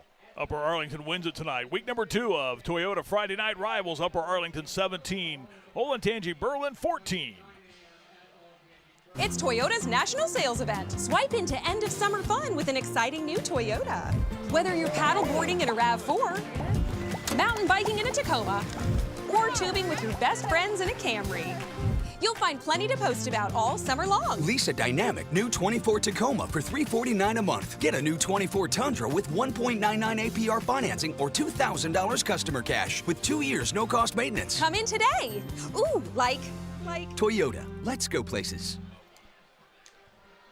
Upper Arlington 17, Olentangy Berlin 14. Week number 2 of our Toyota Friday Night Rivals high school football coverage. We are moments away from really probably the biggest part of our broadcast each and every night. That's Kellyanne Stitz presenting the Orb. And as we see the Upper Arlington players in front of their band in the end zone, we also see Kellyanne walking with the Orb towards the players. And we'll have that ceremony here for you in just a couple of moments. That has really become a pretty big deal over the years, has it not, Jeff Logan? Well, and she's the only one allowed to touch it. Yeah. I mean, we've never touched the Orb. Nope. Nor would we attempt to touch the Orb under any circumstances, but she's got her hands all over it. I think there are certain FCC regulations that prevent us from doing that. That's probably true. Which is probably a good thing as well, too. Coach Buttermore will be down there, and they're going to wait for the football team. They do the alma mater down there with their band. A great tradition that has been taken on by a lot of schools. Some of the numbers from tonight's game, there are your team totals tonight. as Upper Arlington churns out 289 yards of total offense, 259 for the Berlin Bears. Really, for the most part, a pretty cleanly played game. I think it had trouble gaining any rhythm tonight, but for the most part, I think both these coaches will take that part of it and go, okay, we had one turnover, the interception. There were a couple of penalties, but I think for the most part, I think both teams took a step tonight, Jeff. Berlin struggled with penalties in the first half, but I thought they were able to solve that for the most part in the second half of play. 173 yards rushing, most of those coming in the second half. A lot of that because of what Aiden Evanston did at that quarterback position, rushing for nearly 100 yards, 2 touchdowns, rushing the football for Aiden Evanston. Olentangy Berlin next week will be in action. They will play next week against New Albany, while Upper Arlington next week has Reynoldsburg. Down to the field, Kellyanne Stitz. Coach Buttermore earning your guys' first victory of the season, coming off of that week 1 against a tough opponent tonight in Olentangy Berlin. How did you see your team respond? Well, I thought we did a lot of good things. I mean, we certainly moved the ball better than we did a week ago. Still had some self-inflicted wounds that created some problems, but overall, I was proud of the effort.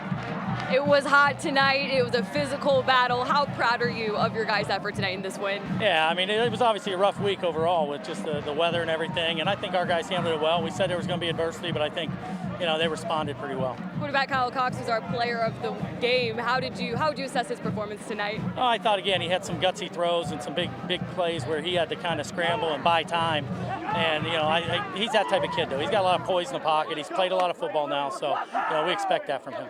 And how can you guys build off of the win tonight into Reynoldsburg next week for week 3? Yeah, we just got to keep getting better. We saw improvement this week, but we certainly have a long way to go to be the type of team we want to be. So, I'm happy to get that first win under our belt, but we certainly have some work to do. Well, enjoy this one tonight, Coach Buttermore. I have your team behind you, so I'm going to present you with the orb. Where will you place this one? We'll give it right to Jacob DuPont. There we go.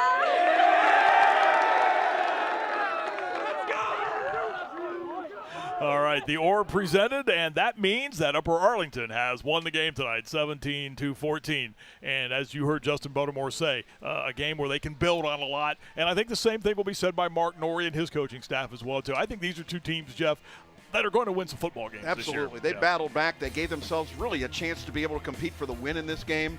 A couple of tough third down conversions that they gave up there at the last 2 minutes of the football game, and maybe the difference here, but Upper Arlington deserved this win tonight. And they get it by the final of 17-14 over Olentangy Berlin. That's a wrap for this edition of Toyota's Friday Night Rivals, presented by Columbus State Community College. We're back with you next Friday night at 7 o'clock for the matchup from Pickerington, as the Pickerington North Panthers travel the short distance to take on their rivals at Pickerington Central. We'll be on the air at 7 o'clock next Friday night from Pickerington. On behalf of Jeff Logan, Kellyanne Stitz, our entire CW Columbus production crew, our statistician Jason Van Hoos, I'm Marty Bannister. Once again, our final score tonight, Upper Arlington 17, Olentangy Berlin 14. So long, everyone. Toyota Friday Night Rivals. Tonight's broadcast of Toyota's Friday Night Rivals, presented by Columbus State Community College, is sponsored by these businesses.